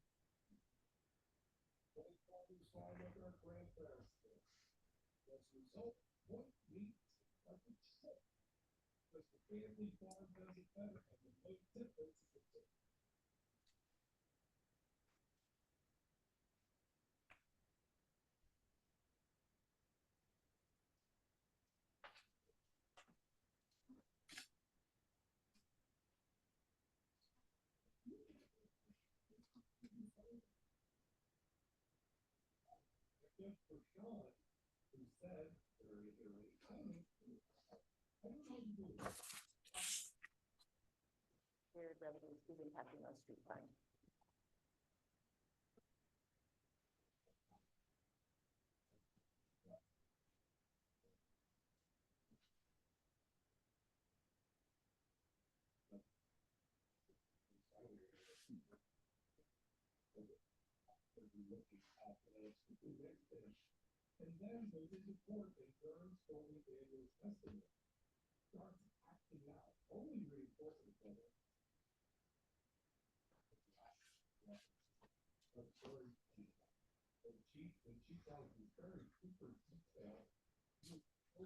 Like this.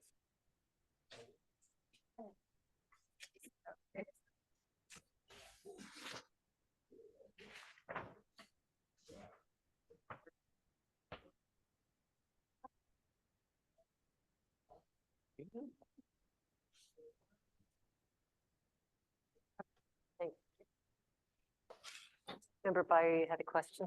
I did.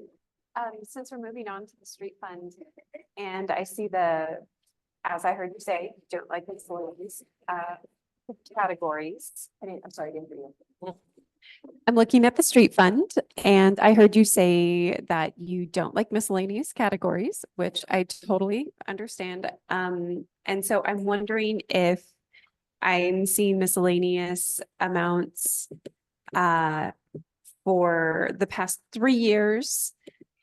Well, this year and the last 2 years, what do we have any money that was reallocated elsewhere to like the beginning fund balance? Or, I mean, that's kind of where I'm seeing the biggest difference where it might have gone or.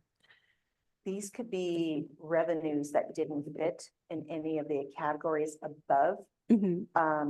I do not know what, at this point in time, I can go back and research for you what exists in those accounts. I'd be happy to do so. Yeah. And Sure. Yeah, I think that'd be great. Thank you. you're welcome.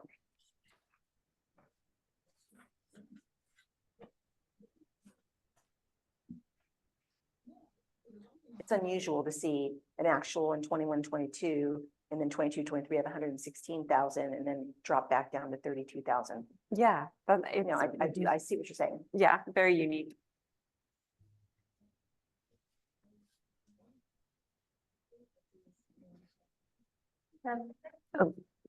Member Penamara? So repair and maintenance, is that, what I'm wondering is if there's anything that we could find some grant money for in there. Is that like, repairing the streets? Would it include something like the street sweeper? Repairing, getting a new street sweeper? That's kind of what I'm wondering, what goes into repair and maintenance. And it could, in this case, yes, it could include possibly repairs to the street sweeper. I do see the repair and maintenance piece here, if I recall having a conversation with Robert, that it's for overlays in the streets. Okay, so we're talking about repairing the streets, not necessarily we're just repairing our equipment and stuff.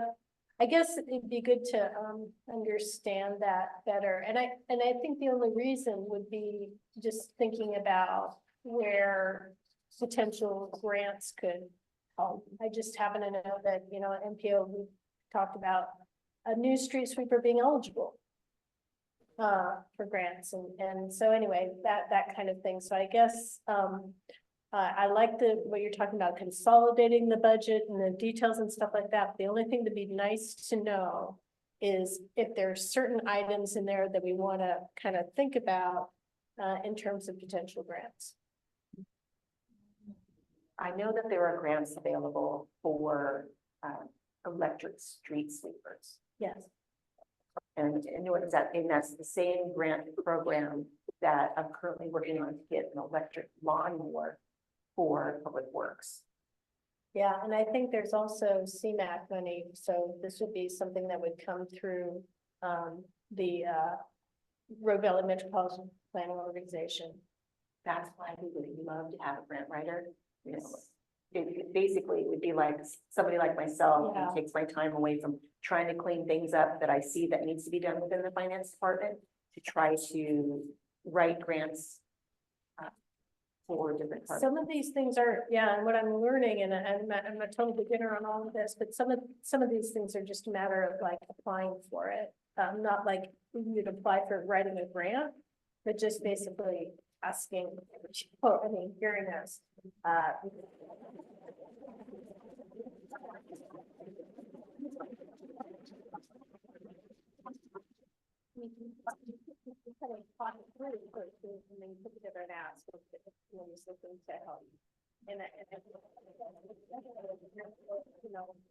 There's a lot of interest in helping small cities, these large organizations helping small cities in small ways. And whereas 100,000 is a huge deal to us, it's not a big deal as big a deal to these larger funds. If you see any grant opportunities that are really easy to do, please set them our way. Yeah, and Happy to apply for them. And it's not like applying for a grant, it's kind of like, it's the allocation, it's rolling over and then it would be our Public Works to Community Development Director that would just, go in and say, fill this thing out. So, yeah, no, but I hear you and I try to, Yeah, you do. keep a list or send you an email if there's something timeline. Yep, But going the other way, if, like I know, Chief was looking for, police. Having those asks like one at a time, especially anything electric or environmental. If you could just kind of walk around with easy access to those lists, you can ask if we talk to ODOT or whatever, this committee is like, I can't forget them. Seems like a lot of and just kind of develop those channels into that. because it's out. And I'm still learning the brand. Yes. And we should.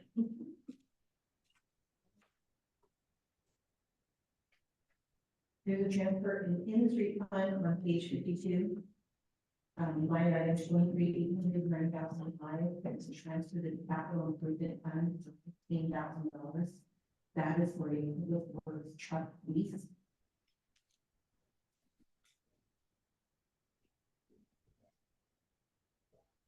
Again, the city account does not have the capacity to point from free cash flow reports. So these options are the only option is from. You know, and I also just think that's actually a great idea, even if we didn't want to do it that way in case that, you know, next year there is a grant to buy the new one. If we just kind of channel our thinking towards that, I think that could work out really well. So street fund, I think, you know, the gas tax money, there's a couple of things I want to say about that. Again, just the MPO is currently considering the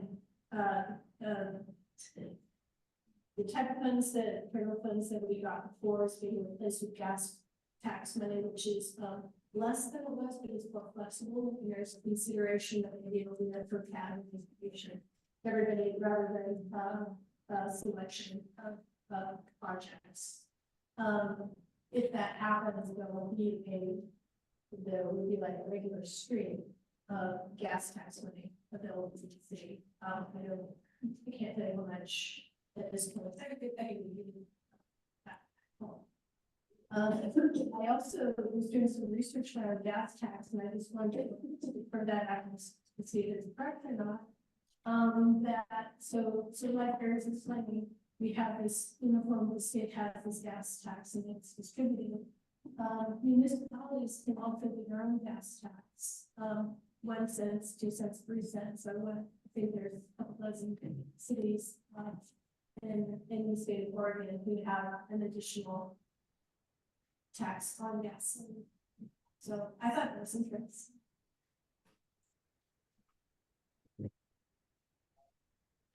We do have our city does have its own diesel fuel tax in addition to the state tax. I did not remember that at all. And what is that tax? Diesel. Do you know how much the gallon is? Or how much it is? I do not know that. Okay, and I would have praised it, still, it did not increase that thing. And it's not a line item here. It is. Oh, It's coming by the 23-144 on page. And we anticipated to go, we do have the gas station on West Valley in this corporate business. yeah. It's not even that it's out. Thanks.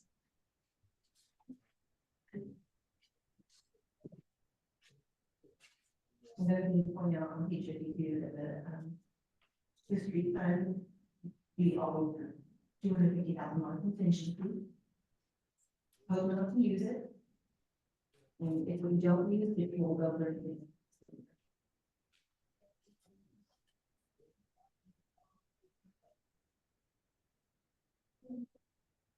I just don't know, we agree, it's already that, it's just under $4 the street. It hasn't been changed since 2007. We don't have the 92 cents in it.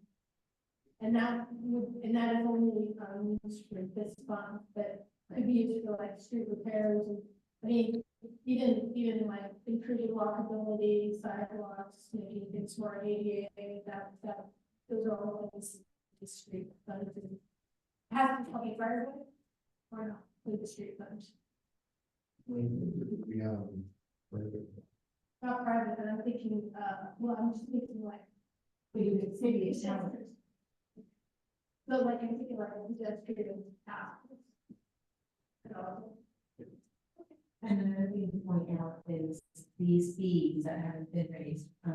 We're in contact with HDR, actually, and we did a water rate process for the study we're gonna be enlisting them to take a look at these other fees as well. If that's. So the projections are on the front end, the, snippet of those graphs that show the downward trend in the children. Very maintaining that data and very large team over, and then also team recommendations. To you. To those. So it's a consideration, this happens thing, thanks again, they're taking a really holistic. This is super. It's not even my licensed professional coach. A colleague. So the unappropriated loan fund balance, the estimated this year. Way over what was budgeted, and I'm wondering what's, can you explain the difference between that and contingency? Okay, contingency is an amount that's set aside, to be used in case of an emergency within the fund. In this case, on the street fund, we budgeted $250,000 in contingency for 23-24 fiscal year. I will anticipate that we're going to spend that, so you can see that there is no amount spent, so it rolls over into the unappropriated ending fund balance. Also, if you take a look at the very on page 50, we budgeted the 23-24 fiscal year $989,000 for the beginning fund balance, but when it came in, it was really 1.1, much higher. So yeah, they did contribute to a larger than expected unappropriated ending fund balance compared to budget.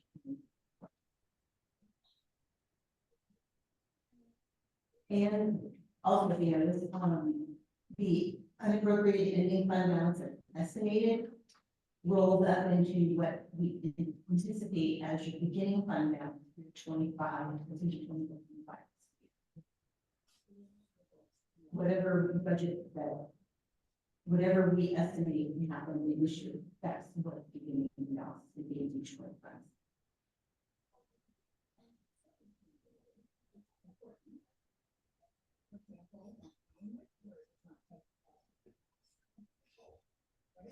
Any questions back about the street fund?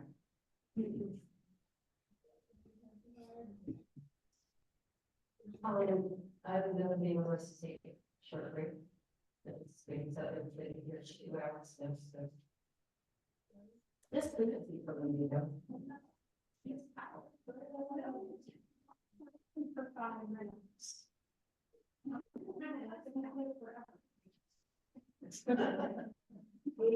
Age wins.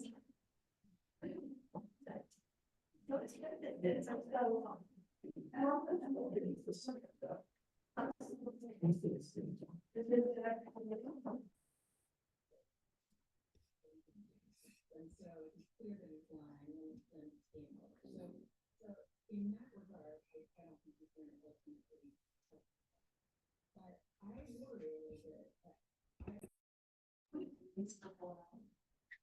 All right, we need to. Can someone ask Ryan? Because Ryan doesn't look like he's. What? Can someone ask Ryan if he can, if he heard the break, that they're taking a break? Okay, yeah, no, I hadn't heard that. I saw people start to get up. I was wondering about that. I'm out of state visiting family. I I'm not sure how much longer I have.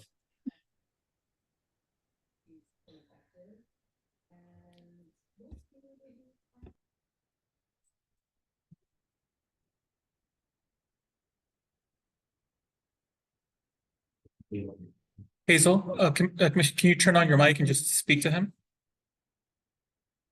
Ryan, member Houston? Yeah, I did hear that. I heard that second round, Hector. So it was a 5-minute break. I see he's there. His lips are moving. There we go. Yeah, I could hear you. I heard you that second time, I Hector. can't hear. Hold on. Oh.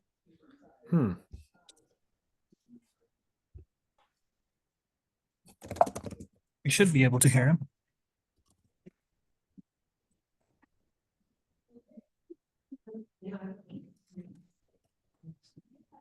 Did she connect with us?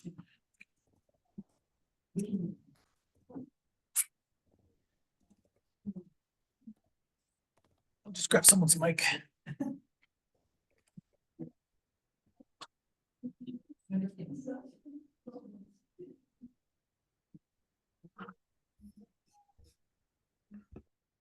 Can you hear me? Yeah, I can hear you. I can't hear you. Can you turn on your mic and say something? Yes, I'd unmuted. Yeah, your mic is not working. Okay. You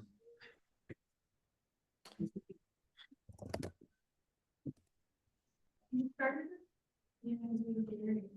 Oh, no.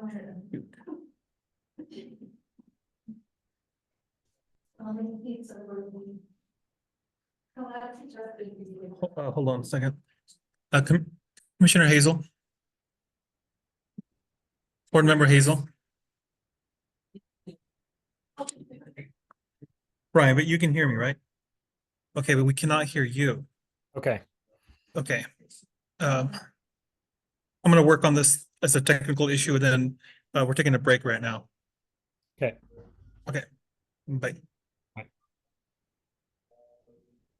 I'm part of the second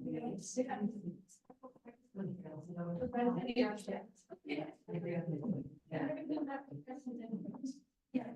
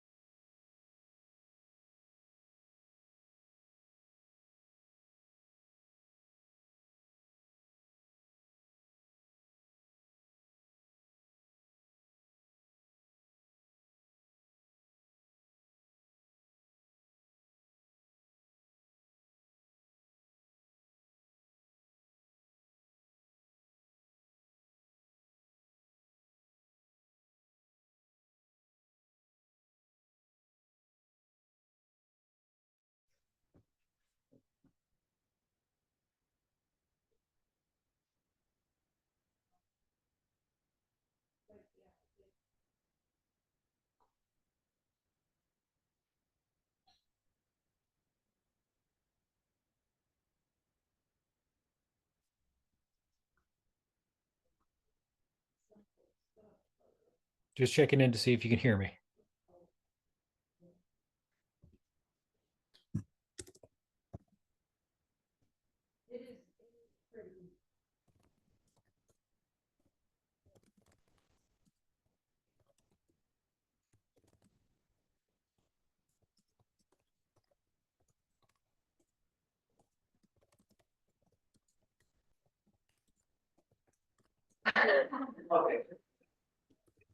Can you hear us now?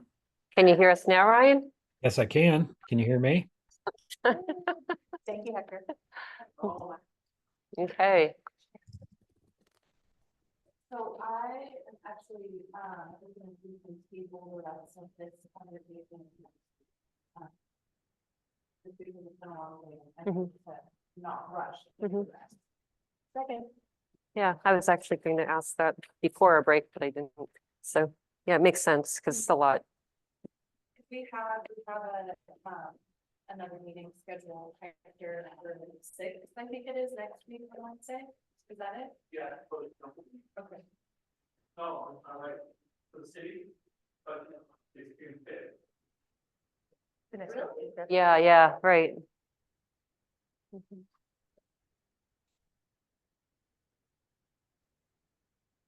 No, that was the next one.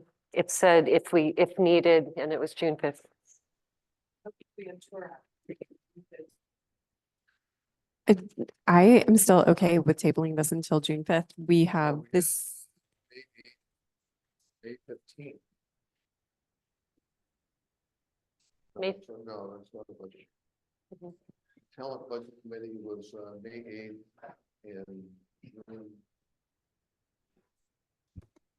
5th. Let's say you couldn't call one.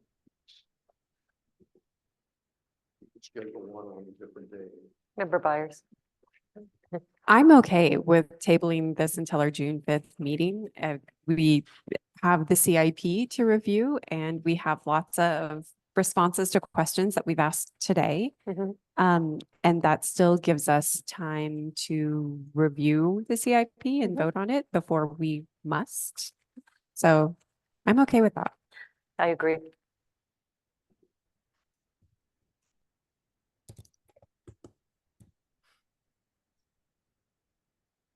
Yeah. If I can speak to that, I do have that concern because, after this committee approves the budget, then the council needs to adopt. And if the council says, oh, can you please go look at this, that, and the other thing, then, it does take time and there is a end of June deadline on this. So I'd like to do it, Blood suggesting and just meet before 5 o'clock before the tour meeting or just. A suggestion, but it sort of things at 6, yeah, I mean, that would give us. an Yeah, hour. what else are we doing, Bob? I mean. Yeah. Okay, or maybe after the tour meeting is what, a half an hour? Maybe we could do it after the tour meeting or push the tour meeting.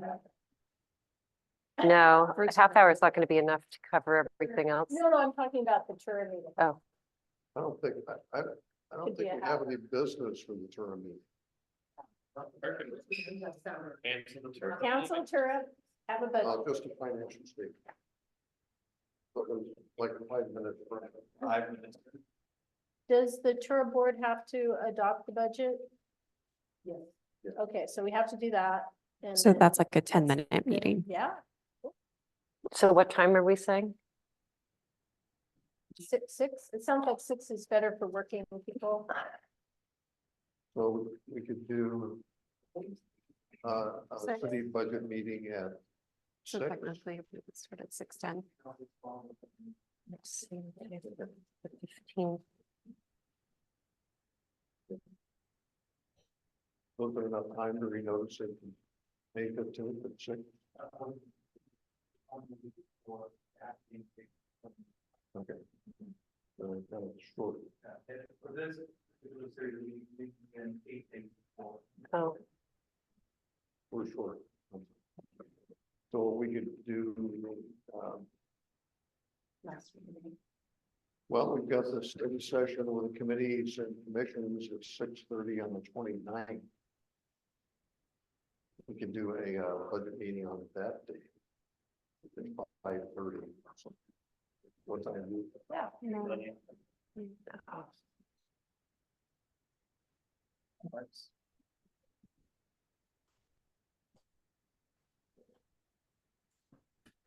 Planning commission the night before that. It's 2 days in a row.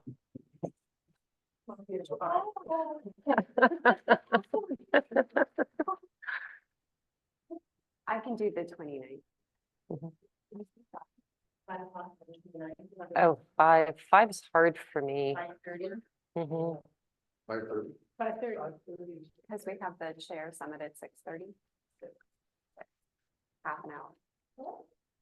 No, the chair said, I thought it was at 6:30. Yeah, we have an hour. Yeah. 5:30, 6:30, the city talent budget committee. Resumes. At 5:30. Yes. Okay, we got it. Ryan, does that work for you? Yep, I should be off at 5 that week, so I can do 5:30.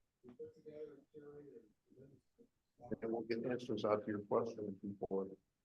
If you have any additional questions, shoot them to us and we can actually, instead of giving them. I didn't input that. Okay. You can give you a really good answer. Yeah. Great phrase, though. Yeah. Stealing it like Ellen. Yeah, it's so cool. Just think of a little stuff like that.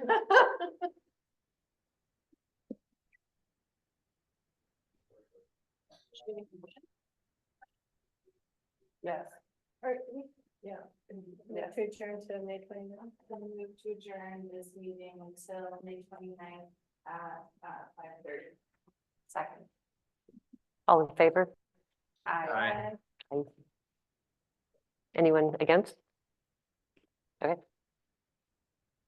Okay, so with that, we are adjourned at 8:22 PM. Thank you.